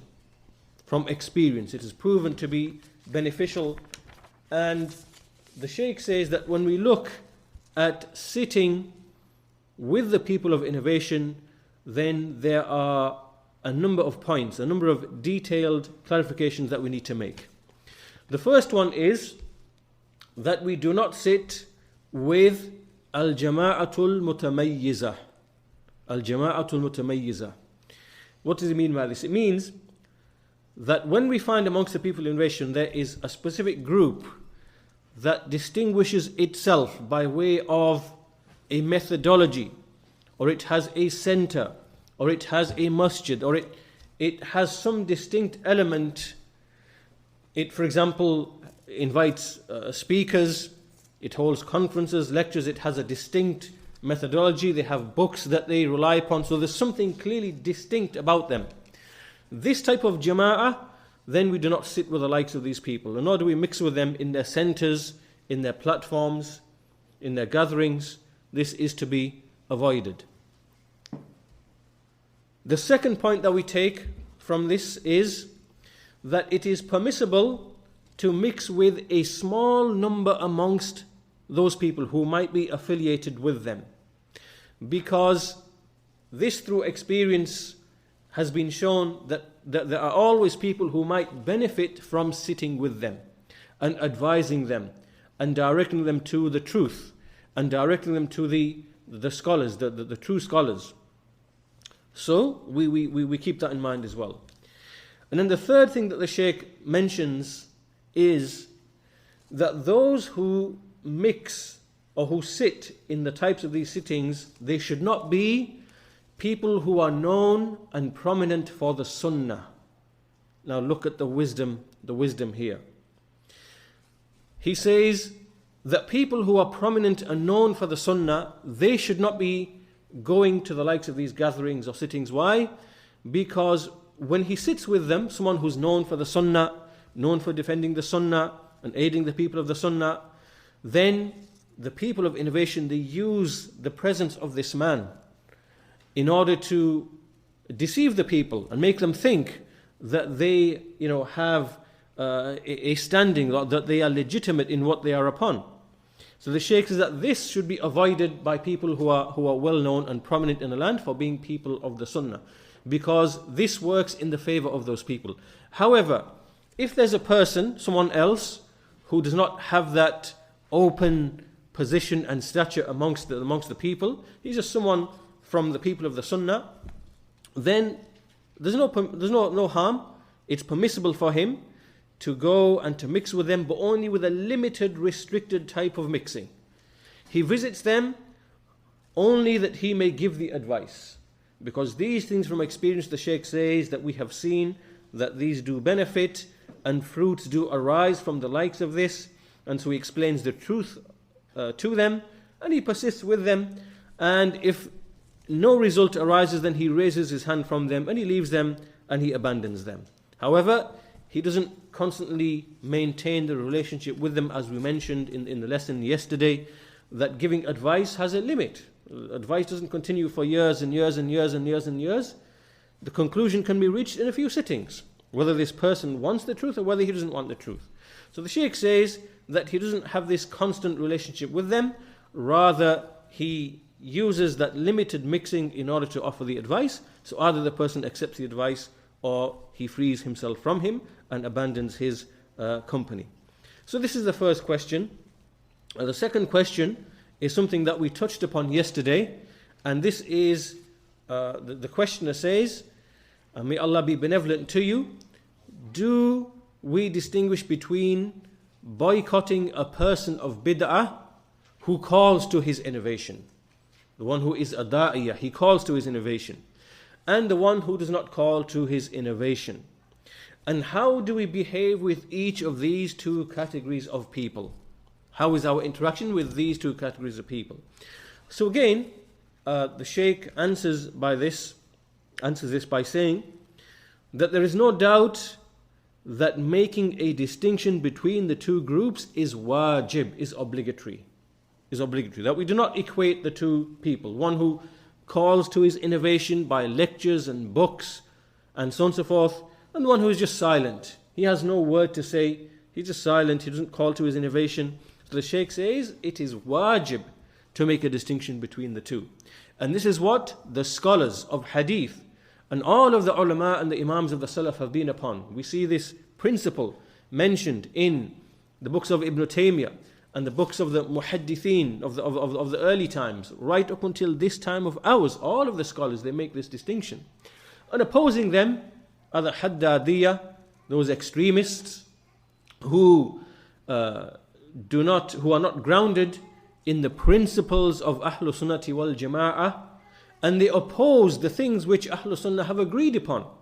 And this man that we mentioned yesterday, al-Hajuri, Yahya al-Hajuri, we see him, the whole ummah was agreed, for example, that Uthman bin Affan radiyallahu anhu, that when he introduced the second adhan for Jum'ah, that all of the Sahaba and the ummah after them, and the scholars and Imams after that for a long period in the ummah, that they took this with acceptance. And they took this to be from the sunnah of the Khulafa ar-Rashidun. And so along comes this Hajuri and says that this is a bid'ah, an evil bid'ah. It is the mother of all innovations, and anyone who follows Uthman in that is a Mubtadi. We see many of the Sahaba, they followed Uthman in that. Ali didn't have any problem with that. So he opposes the agreement of the Ummah in this regard. A second example, the scholars of Islam and the Sunnah have stated that there was not a single companion who participated in the killing of Uthman. All of the scholars are agreed upon this. There wasn't a single companion amongst the companions who participated in that fitnah. Along comes al-Hajuri and he says that some of the Sahaba, they participated in the killing of Uthman. This is dhulm, this is oppression, it's ta'an upon the Sahaba. And likewise, this issue, the whole, all of the scholars are agreed that we distinguish between the one who calls to a bid'ah and the one who is silent about his bid'ah. And he opposes this. And this is just 3 examples. There are many other examples, ya ikhwan. So anyway, the Shaykh says it is obligatory to distinguish between the two types, because the one who is silent upon his innovation, he does not call to it, does not spread it, people will not be harmed by him. Rather, his harm is upon himself. He only harms himself. As opposed to the one who calls the people to his bid'ah, he corroborates it, he spreads it amongst the people openly and announces it. This is the one who deserves boycotting. So this hajar, the boycotting, this is the individual that we boycott. And we separate from him and we warn against him. But as for the first one, the one who has innovation but he is not a caller, he is silent, he doesn't say anything, then this person, obviously, we don't just abandon him, we advise him. The behavior with him is that we advise him, we give him advice. But as for the second person, he is to be boycotted. We abandon him, we boycott him, and we warn against him. Now, again, look at the wisdom of the Shaykh, because the answer is still not complete yet. The issue of boycotting, the one who calls to his innovation, we have to look at the beneficial interest. We have to look at the maslahah. Because the people of the Sunnah, wherever they live, wherever they are present, we find that they live in different circumstances. So in some cities, the people of the Sunnah may be strong. In some cities, the people of the Sunnah may be weak. And so we have to look at the consequences of taking a certain position of boycotting towards these types of people. The Shaykh says that when we have people of the Sunnah who are strong and they have strength, then this person is to be boycotted. And there's no issue there. And he's to be warned against. However, if the strength is to the people of innovation, for that individual, that person who is a caller to his bid'ah, he has some strength, he has some standing, he has some influence upon the people, he is vocal, he has a reach amongst the people, he can create problems, for Ahlus-Sunnah, then in this particular situation, then he is to be boycotted in a partial way, not a complete way. Not like in the first situation where it's complete boycotting and warning. In this case, it is a partial boycotting. And so the way that you behave with him is that you don't warn against him openly, because this is going to bring back harm to you. But rather you refute the mistakes. So whatever his mistakes are, without mentioning his name, he has numerous mistakes. Whatever those mistakes are, then you refute those specific mistakes. And you do not attend his lessons, you do not listen to him, but you do not openly warn against him, because obviously this now will bring hardship upon the people of the Sunnah. So the evidence is used to refute his innovation, his mistake and his error, so that the general people are protected from being misguided. But if a policy of open boycotting was to be shown against him, this individual would incite the general people and specific people against him. He would create tribulation, and the people of innovation in general would then start to transgress against the people of the Sunnah and humiliate them and try to split their ranks and create turmoil amongst them. And so we have a principle in the Sunnah which is that repelling evil is something that is desired. That repelling evil is something that is desired. And in this situation, the greater evil is the harm that would come to the people of the Sunnah, and for that reason the issue of boycotting is not implemented in the way that it is in the first situation. So the point being that the people of the Sunnah are to use wisdom. They are to use wisdom in whatever they do. So this is the second issue. And the third question,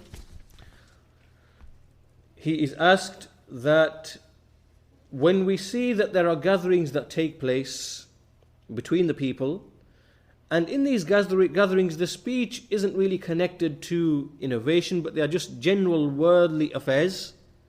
So discussion of worldly affairs are taking place between people, between Muslims, and there's no connection to do with the religion.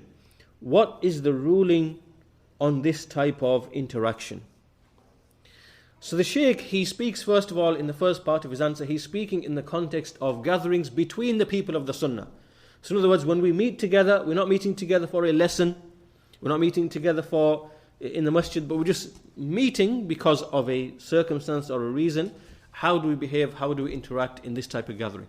So in this part of the answer, the Shaykh says, it is desirable between the Muslims in general, and the people of the Sunnah specifically, that whenever they get together, their gatherings should be full of reminding each other in issues of Tawheed and in Sunnah and in fiqh, in matters of jurisprudence, so that the gathering, wherever they may be, is a gathering around which the angels, they are present and they lower their wings. They surround the gathering.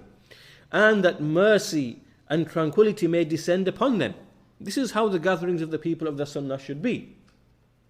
And as for the worldly gatherings, overwhelmingly we find that they are never free from qeel and qal, this and that, and wasting of time, and these issues which harden a person's heart.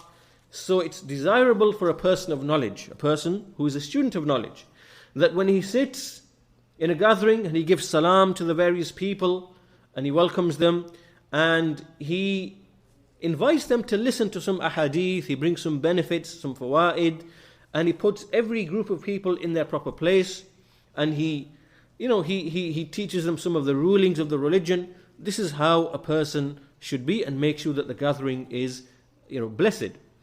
And the Shaykh gives examples of where this might be. For example, you might be present in a walima, you might be present in an aqiqah, you might be present in certain gatherings which tend to take place every now and then. In these kind of situations, a student, he should give them salam, ask for barakah upon them, and he should ask them how they are, and then after this he should, if he sees that they're going to involve themselves in issues and speaking about qeel, waqal and so on and so forth, then he takes the initiative and he makes them remember Allah, and he should have an expansive chest and try to accommodate them and try to steer the discussion and the direction in which it will be of benefit. This is how a person should be with the people in general, because amongst them are people of the Sunnah, amongst them are just general people who are just upon whatever they are upon. His aim is to draw them and bring them to guidance, and he should use this way and behaving in his behavior. He should have a certain tact and a way by which he achieves this objective, because the aim is to guide and direct the people. It's not just a matter of we just cut off completely and there's no interaction. No, a person has to be a person in his chest. He has to be expansive and accommodate the people to a degree where he can bring about certain benefit.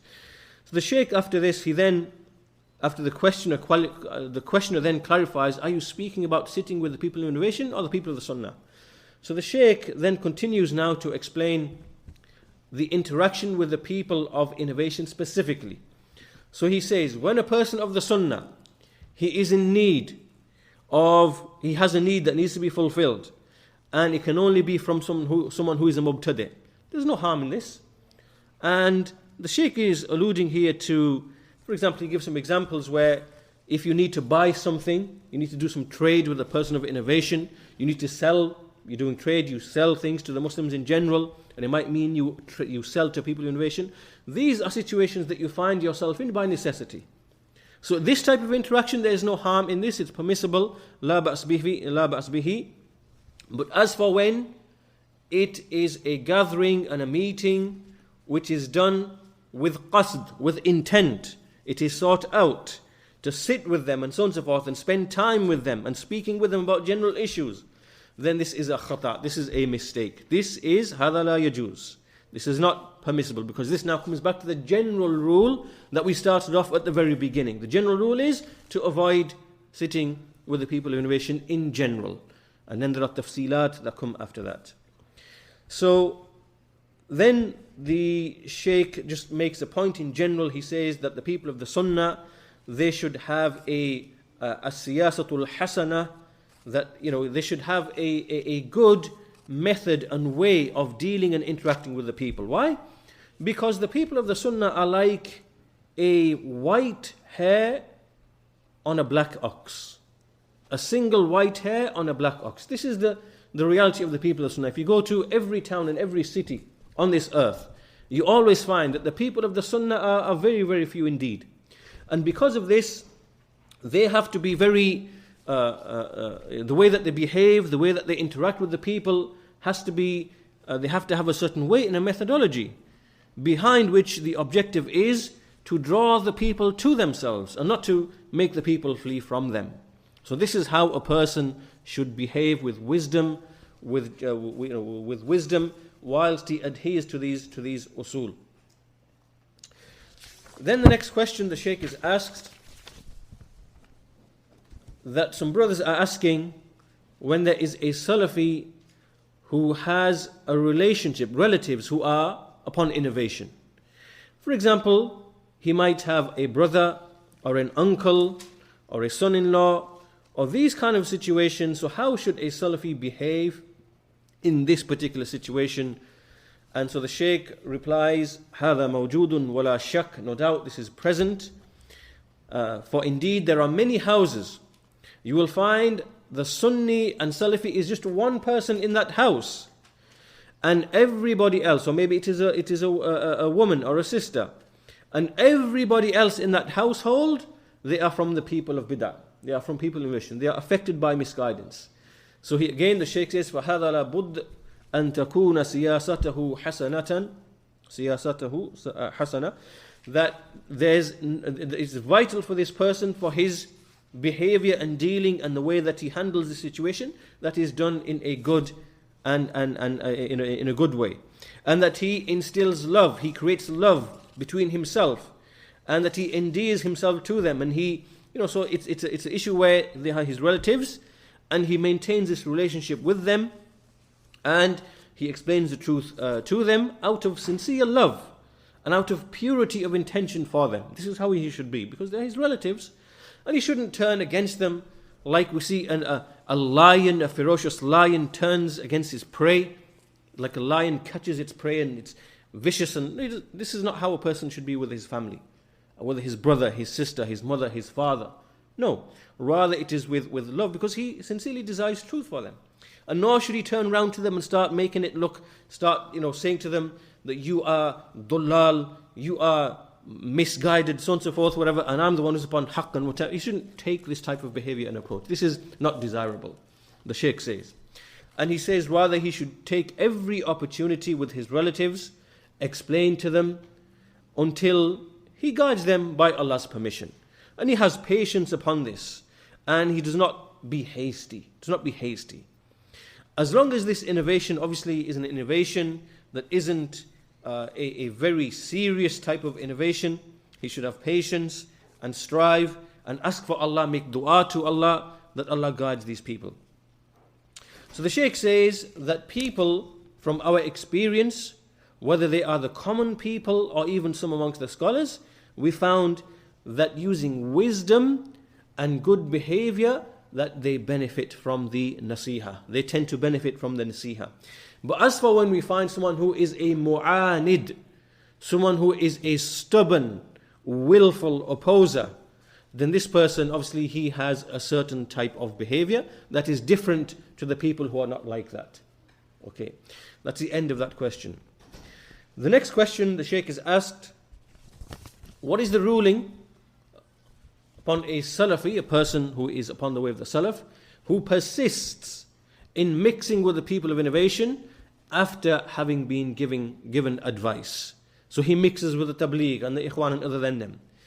And what is the ruling regarding the one who says, yes, I agree, I accept in the obligation of boycotting them, but the reason which is preventing me is because either, and there's two reasons. Number one, I have a worldly interest from these people.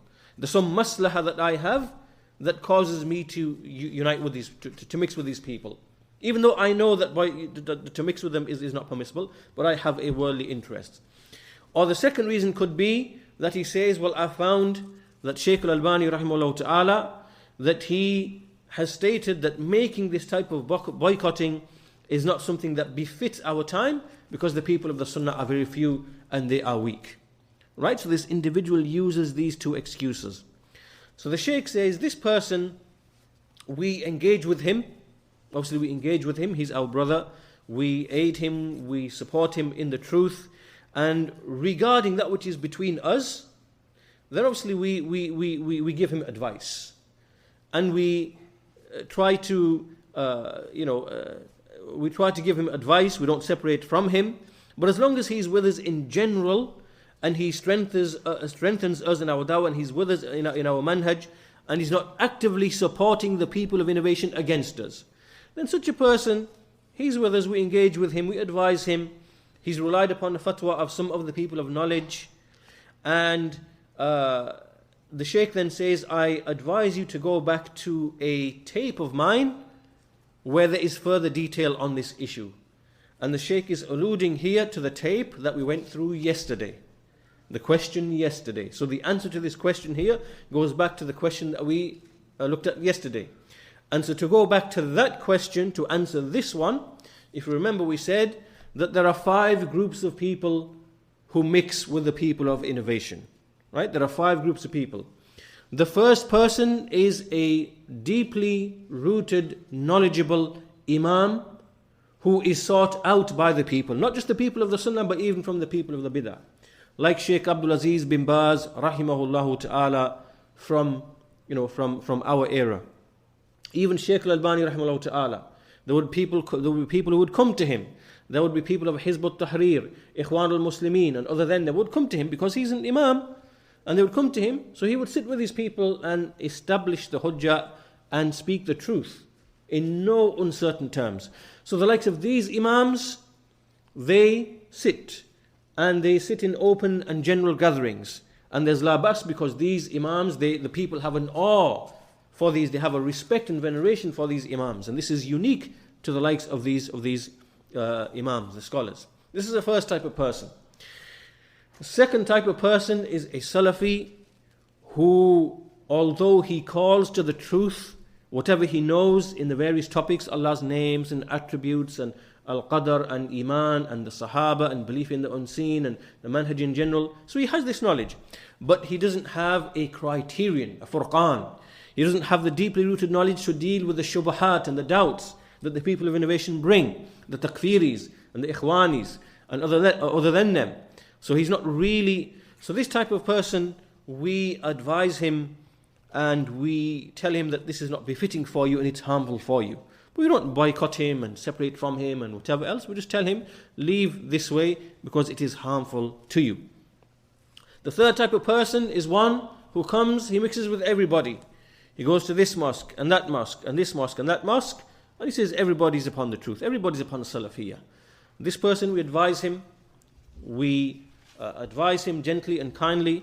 We have patience with him because he might genuinely be drowned in shubuhat. So we advise him, and at the end of it, either he listens or he doesn't listen. If he listens, well, alhamdulillah. If he doesn't listen, then we treat him to be from amongst them. From amongst them. The fourth person is the one who he goes to the masajid of the people of innovation and he defends them and he attacks the people of the Sunnah. This person, he is from amongst them and we free ourselves from him. And the final person is those from the mashayikh of Ahlus-Sunnah who see a maslaha in going to some of these jama'at and doing lectures for them and so on and so forth. So these mashayikh, Shaykh Ubaid says that we do not agree with what they do, because this really, even though there is some benefit in what they do, the greater benefit is to the Hizbiyyeen. The greater benefit is for them and for their da'wah. And so therefore we disagree with this behavior, but obviously these mashayikh, we advise them and we explain our point of view to them. We don't treat them like some of the other categories that we mentioned earlier on.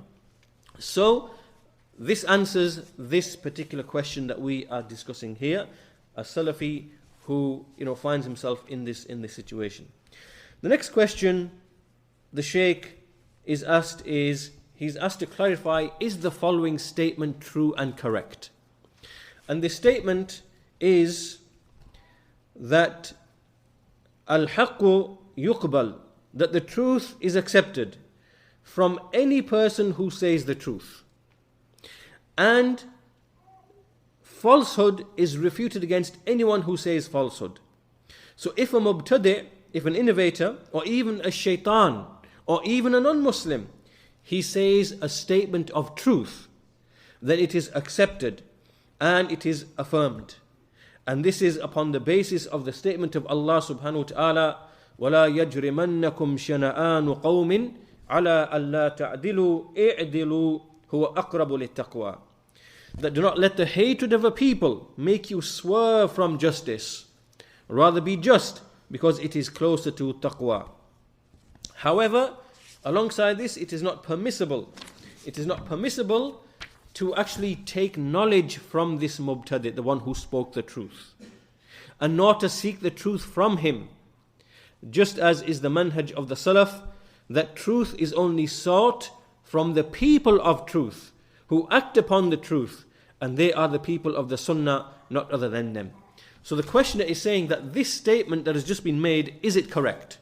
Is it correct? And the Shaykh says, this is a sound and correct principle. That whatever has been mentioned here is a sound and correct principle, inshallah ta'ala, because truth is accepted from whomever says the truth. Whoever comes with the truth, then we accept the truth from him.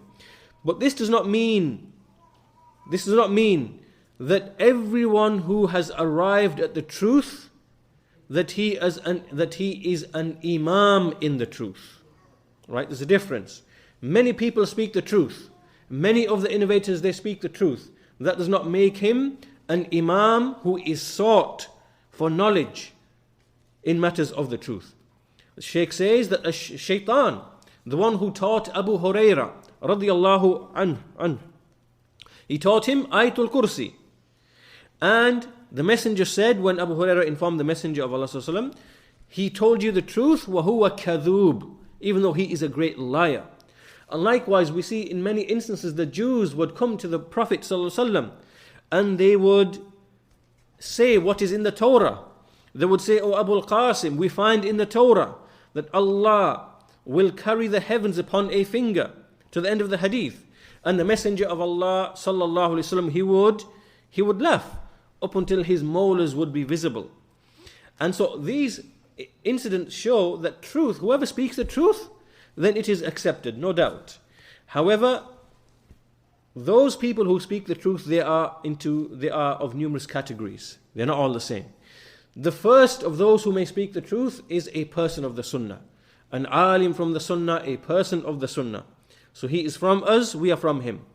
The second type of person is a person who is a person of bid'ah, person of innovation. He may speak the truth.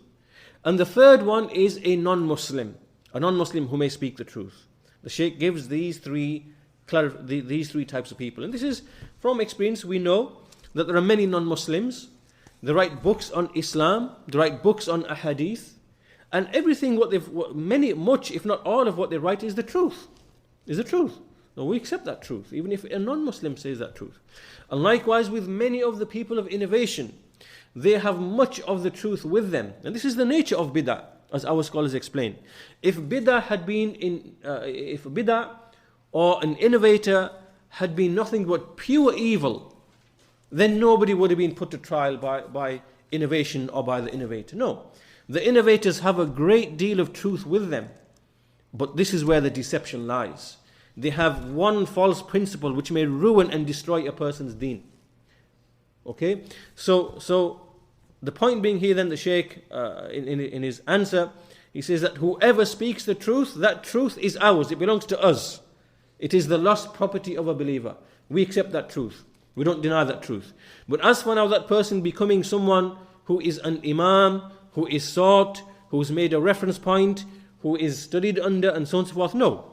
We do not make them as reference points of knowledge and seeking knowledge.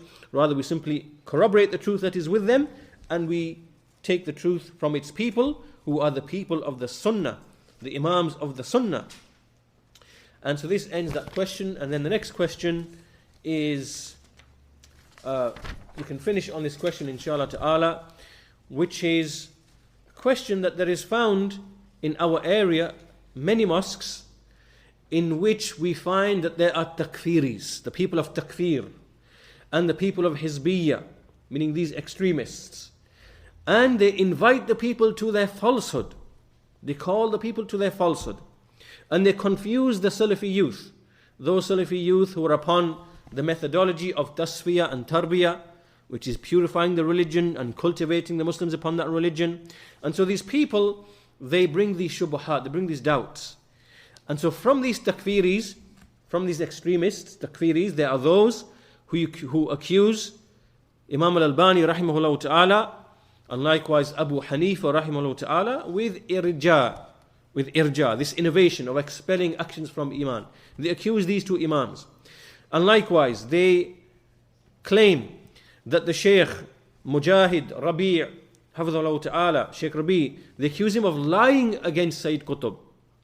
And they also declare the rulers to be disbelievers. And then they use the verse in the Quran, وَمَنْ لَمْ يَحْكُمْ بِمَا أَنزَلَ اللَّهِ فَأُولَٰئِكَ هُمُ الْكَافِرُونَ. They use this ayah, whoever does not judge by what Allah has revealed, they are the disbelievers.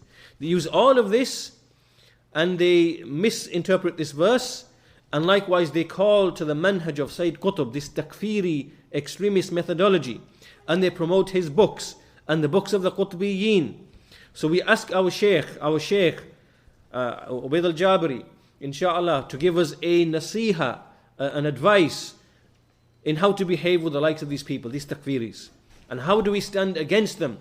Perhaps Allah may benefit us, inshallah ta'ala.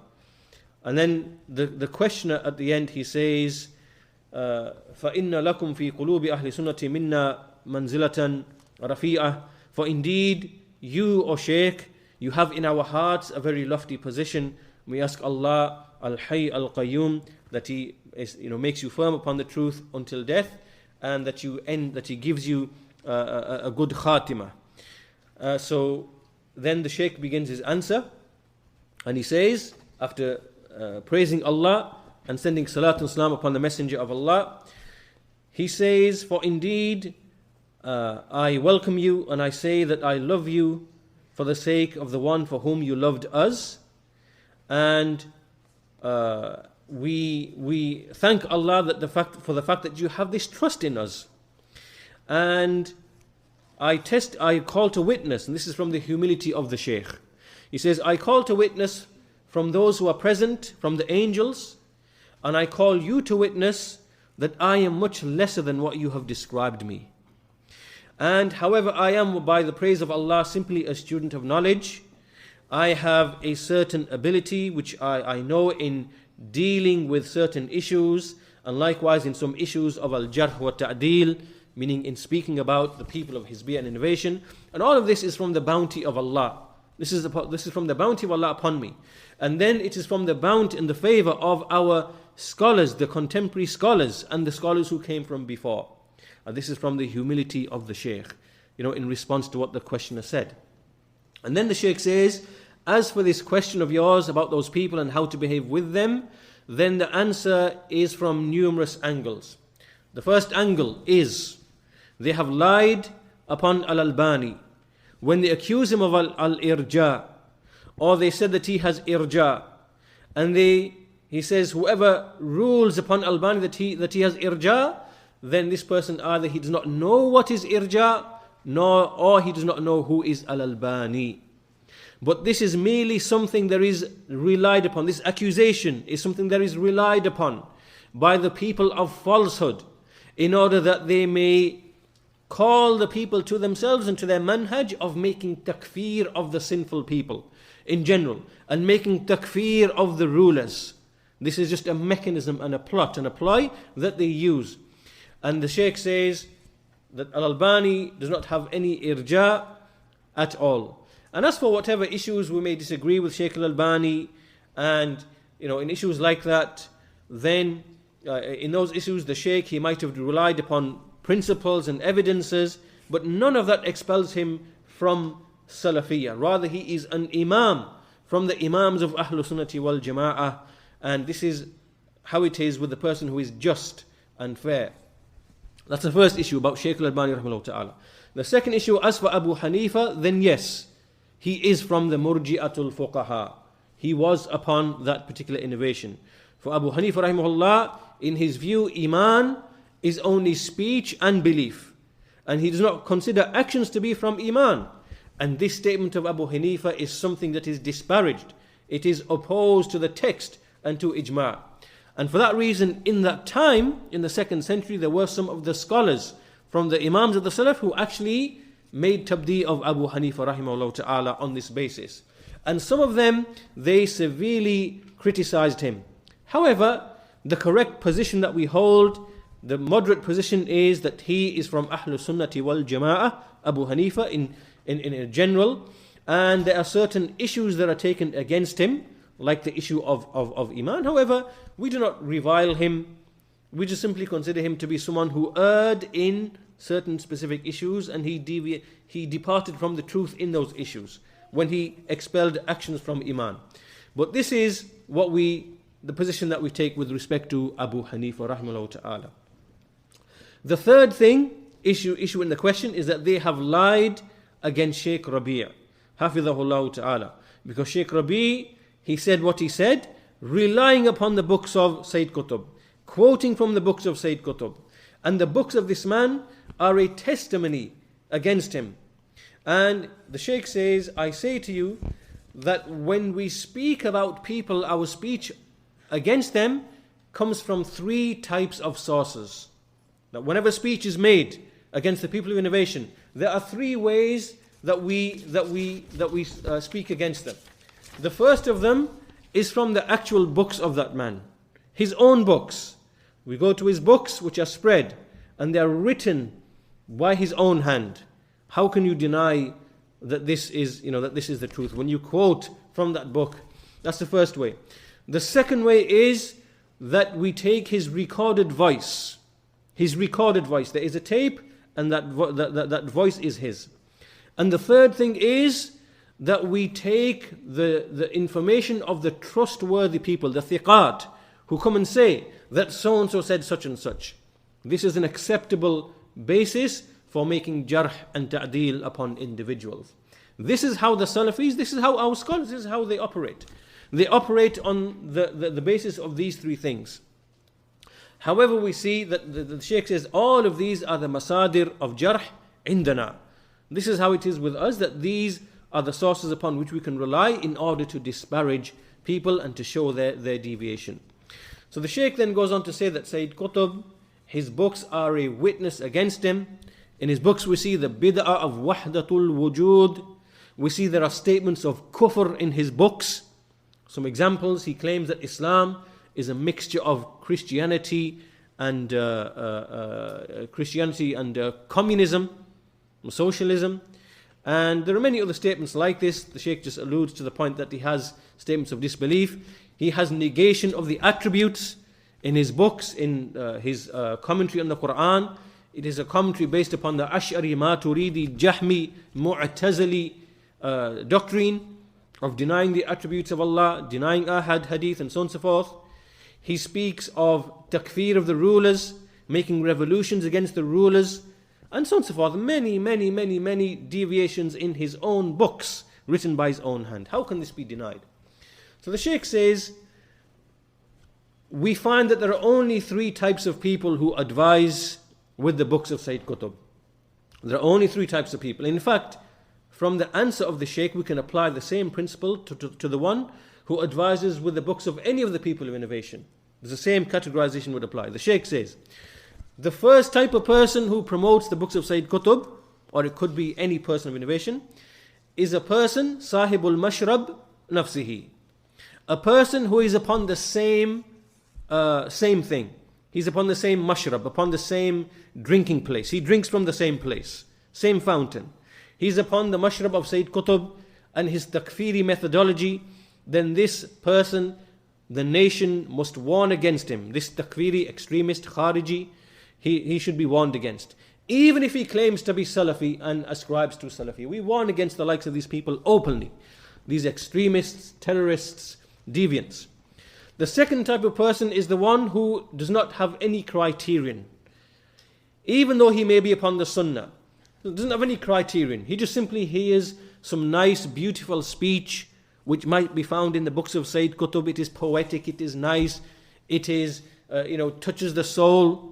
Like, many of the scholars actually say that in parts of the commentary fi dhilal al-Quran, it's because it's not really a commentary, it's just basically an expression of how the beauty and the feelings of the Quran. So he's writing really from the top of his head. And sometimes because he's a literary person, he manages to catch, some beautiful expressions. Okay, this no doubt is found.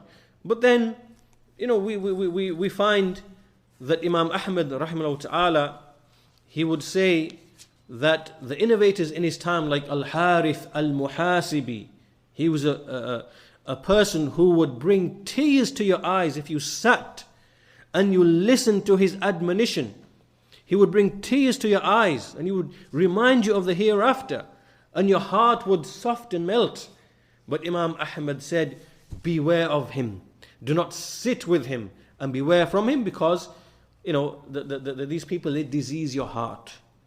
Right? So just because someone comes with the eloquent speech and it melts your heart, this does not mean that this person now is a person of the Sunnah. No. So a person, the second category of person who might promote the books of Sayyid Qutb is that he's got no criterion. He just hears some expressions which are good, and he thinks that this now is something, that this approach is a general approach to the person who wrote this book. That all of his books there is benefit, and there is something like this. This proves this person doesn't have any criterion or any furqan. And so we do not pay any attention to the statement of the likes of this person. We don't give it any attention or pay attention to it. The third category is a person who is jahil of Sayyid Qutb. He does not know anything. And he might have been deceived by the fact that the people of misguidance have given tazkiyah for Sayyid Qutb, or those who do not know his reality have given tazkiyah for Sayyid Qutb. This we do not pay any attention to his kalam or his statement. Then the Shaykh comes to the final part of the question, which is that I advise you that you spread the Sunnah, because you are the people who hold fast to the Sunnah upon the way of the Salaf Salih. You should be very severe and active in doing that. You should hold fast to the Sunnah, bite onto it with your molars. But you should use hikmah, wisdom, and good admonition. And you should aid and support the people of the Sunnah and keep company with them. And then the Shaykh says, I also advise you that you do not debate and argue with the likes of those people, meaning those extremists, terrorists, deviants, takfiris. Do not argue with them. And do not enter upon them to debate these issues, because you people, you have held fast to the Sunnah. So whoever is a person who is an imam in a masjid, let him preach the Sunnah in his masjid. And whoever is a teacher, then let him, like in an institute or a place or a school, then let him teach the Sunnah in his school. So he should teach in this way, but do not mix and engage with the likes of those people. And keep company with the general people in your society, in your community, and teach them the Sunnah. But as for those people, then beware and take caution against them. Warn from them whomever you are able to warn against, and in accordance with your knowledge, with your level of knowledge. Do not go above your level of knowledge, but warn within your capacity. And so the Shaykh says that this type of warning is something that requires strength. It requires 3 types of strength. The first type of strength is quwwatun shakhsiyatun. You got to have a strength in your personality, in your character, to be someone who is going out and to warn against these people. The second type of strength is quwwatun ilmiyah. You must also have strength in knowledge. You have to be rooted in knowledge in these issues to be able to go out and to speak the truth and to warn against these people. And the third one is quwwatun makaniyah inda nas, that you must have a strength and position amongst the people, meaning that you must have position amongst the people in order to warn.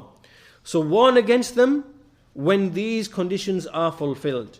When you have this strength, the strength in character and personality, the strength in knowledge, and the strength in your position amongst the people, meaning that are the people in general going to listen to you? Yes, you have a relationship with them. Yes, then go ahead and warn. You look at all of these 3 things and you bear these three things in mind when you warn from the likes of these people. So the Shaykh says, this is my nasiha, may Allah bless you. And this brings us to an end of the answers of the Shaykh. We ask Allah subhanahu wa ta'ala to reward the Shaykh greatly and immensely for clarifying these issues in which there is much confusion. And we'll finish inshallah ta'ala, because today's lecture was supposed to be the lecture called being grateful to Allah for Islam, Sunnah and Salafiyyah. So obviously we could not do this lecture because we wanted to complete the lecture from yesterday. So maybe in the next 10 minutes, 10-15 minutes, I will finish just with some brief points inshallah that relate to this issue of being grateful to Allah for Islam, Sunnah and Salafiyyah. And I will do this on the basis of 3 statements from 3 Imams of the Salaf. And I advise that you write these 3 statements down and that you memorize these 3 statements, because they will help you to be grateful to Allah subhanahu wa ta'ala for this ni'mah of Islam, Sunnah and Salafiyyah. So the first statement is the statement of Ibn Umar, Abdullah Ibn Umar radiyallahu anhuma. It is narrated by Imam al-Lalaka'i in his book Jarh Usul I'tiqad Ahl-Sunnah wal Jama'ah. He says, Ibn Umar says, ما فرحت بشيء من الإسلام أشد فرحا بأن قلبي لم يدخله شيء من هذه الأحواء. Ibn Umar says, I have not rejoiced with anything from Islam with a more severe and intense rejoicement than that my heart, nothing from the desires entered my heart. Let me read that again. ما فرحت بشيء من الإسلام أشد فرحا بأن قلبي لم يدخله شيء من هذه الأهواء. I have not rejoiced with anything in Islam with a more severe rejoicement than that nothing of the desires of these desires have entered into my heart. When did Ibn Umar die, ya ikhwan? When did Abdullah ibn Umar radiallahu anhu, when did he die? He died in 70 Hijrah or thereabouts, 70 Hijrah. So who is he speaking of when he says that these desires did not enter my heart? Who is he speaking of? He's 70 Hijrah. So who is he speaking of? What desires is he speaking of? Huh? Which innovators appeared before 70 Hijrah? Huh? Qadariyah and the Khawarij and the Rawafid. Right? Shia Rawafid. Or the beginnings of the Rawafidah. So in before 70 Hijrah, he is expressing that he was did not have a greater severe rejoicement than that these desires of the Khawarij, Rafidah and the Qadariyah did not enter into his heart. You also know that Abdullah ibn Umar was the first hadith in Sahih Muslim, the hadith of Jibreel, the introduction to that hadith, where there were certain of the people of knowledge from Iraq came and traveled to him to ask him about those who began to speak about Al-Qadr, and he freed himself from them. This is the same Abdullah bin Umar who is saying that. Right. This is the first narration that you should memorize and write down. The second narration, and all of these narrations are the same. The second narration is from another Imam of the Tabi'een. He is Abul-Aliyah. Abul-Aliyah rahimahullah ta'ala. What year did he die? When did Abul-Aliyah die? Rahimahullah ta'ala. 80 Hijrah. 80 Hijrah. He took knowledge from the companions. What did he say? In fact, there are two different narrations from him. He said, "Ma adri ayyul ghanamaini aliyya a'zam." I do not know which of the two favors, or which of the two booties, or which of the two favors are greater upon me. إِذْ أَخْرَجَنِي اللَّهُ مِنَ الشِّرْكِ إِلَى الْإِسْلَامِ أَوْ عَصَمَنِي فِي الْإِسْلَامِ أَنْ يَكُونَ لِي فِيهِ هَوَى. He said, I do not know which of these two favors are greater upon me. That Allah took me out of shirk and entered me into Islam, or that He saved and protected me in Islam from having any desire, meaning innovation, bid'ah, deviation. This is one wording which is reported, and we see in another wording that is reported, Abul-Aliyah said, "Ma adri ayyul ni'matayn afdal." I do not know which of the two favors are greater upon me. Ni'matan an hadani Allah azza wa jal lil Islam, wa ni'mah idh lam yaj'alni haruriyan. The favor that Allah guided me to Islam, or the favor that He did not make me a Haruri, did not make me from the Khawarij. So this is the second statement. This is Abul-Aliyah. So again, in his time, we see the same innovations. The bid'ah of the Khawarij, Qadariyah, and the Rafidah. And then we fast forward 100 or so years to the next century, to the end of the next century, to the Imam Yusuf bin Asbat, rahimahullahu ta'ala, from the Imams of the 2nd century. And he said, as is narrated by al-Lalaka'i as well, he said, "Kana abi qadariyan." My father was a Qadari. "Wa akhwali rawafid." And my maternal uncles, they were Rafidah. Shia Rafidah. فَأَنْقَذَنِي اللَّهُ بِسُفْيَانٍ. And then Allah, He saved me by way of Sufyan. Now, these three narrations, ya ikhwan, this is the asal of our statement regarding being grateful to Allah for Islam, Sunnah and Salafiyyah. Now, I want to ask you a question. These Imams, two of them, they lived in the 1st century after Hijrah. All they saw was the bid'ah of the Khawarij and the Rafidah And they just reached the bid'ah of the Qadariyah. And likewise, Yusuf bin Asbat in the 2nd century after Hijrah, he saw the bid'ahs of the Rawafid, the bid'ahs of the Qadariyah, the bid'ahs of Ahlul Kalam, the people of Kalam, the Jahmiyyah and the Mu'tazila. I want to ask you a question, ya ikhwan, and I want you to ask this question to yourself. That Allah subhanahu wa ta'ala brought, or He kept these people upon the haqq. He brought these people to the truth, and He kept them upon the truth.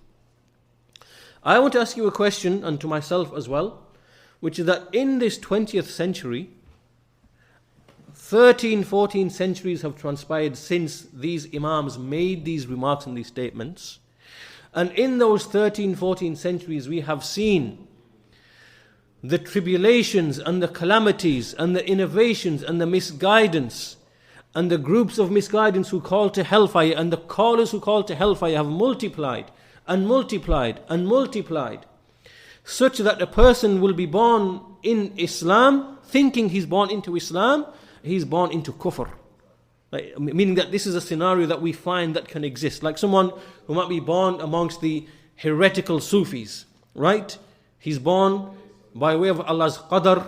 Allah decreed that for him, and he's born to be raised amongst the, for example, even the Qadianis, for example, who ascribe to Islam, or to the extremist Khurafi, the deviant Sufis who are, believe in Wahdatul Wujud and so on and so forth, right? This is what people are being born and raised into, right? And innovation has filled the world over. The innovations of the Jahmiyyah and the Mu'tazila, the Asha'ira, the Qadariyah, the Rafida, the Mu'tazila, and every sect you can think of. Who do you think has received a greater favor? Do you think Ibn Umar received a greater favor from Allah subhanahu wa ta'ala? Or Abul-Aliyah? Or Yusuf bin Asbat in that time?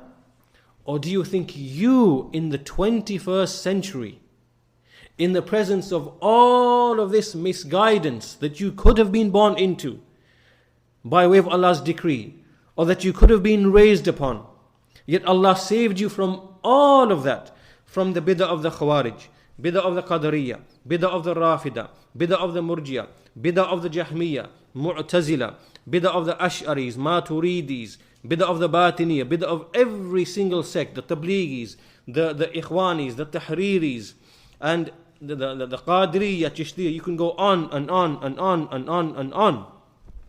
Who do you think the favor is greater upon? Do you have a greater favor? I'm asking you a question.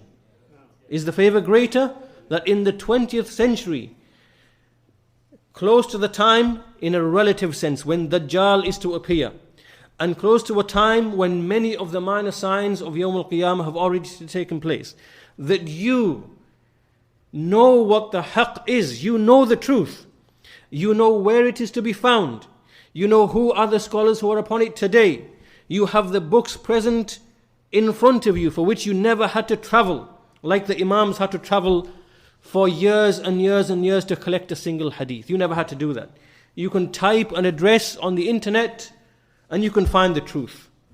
You have a device in your hand and you can listen to the speech of Ibn Baz, al-Albani, Ibn Uthaymeen, Shaykh al-Fawzan, Shaykh Rabi, Shaykh Ubaid.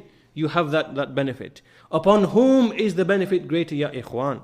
Upon you or Ibn Umar, or Abul-Aliyah, or Yusuf bin Asbat? Question? Alright. So therefore, this issue of having shukr to Allah subhanahu wa ta'ala, we don't even need to answer this question. You already know what the answer is. That being grateful to Allah subhanahu wa ta'ala for this favor is something that is wajib upon every single one of us. How is this shukr? How is it manifested? This shukr is manifested by clinging fast to this truth.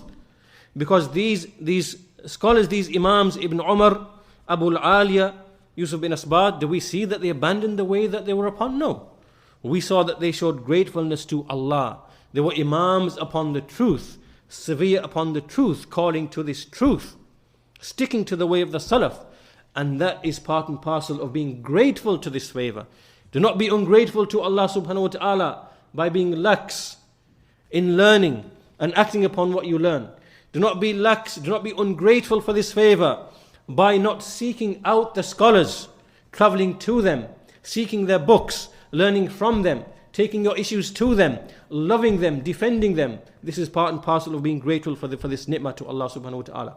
Part and parcel of this favor is to call to this your family, your relatives, your children, your parents. Call them to this truth and this ni'mah that you have been given.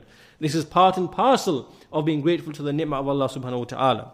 So there are many other issues, ya ikhwan, which are from being grateful to Allah. Perhaps this should be a separate lecture in itself on another occasion.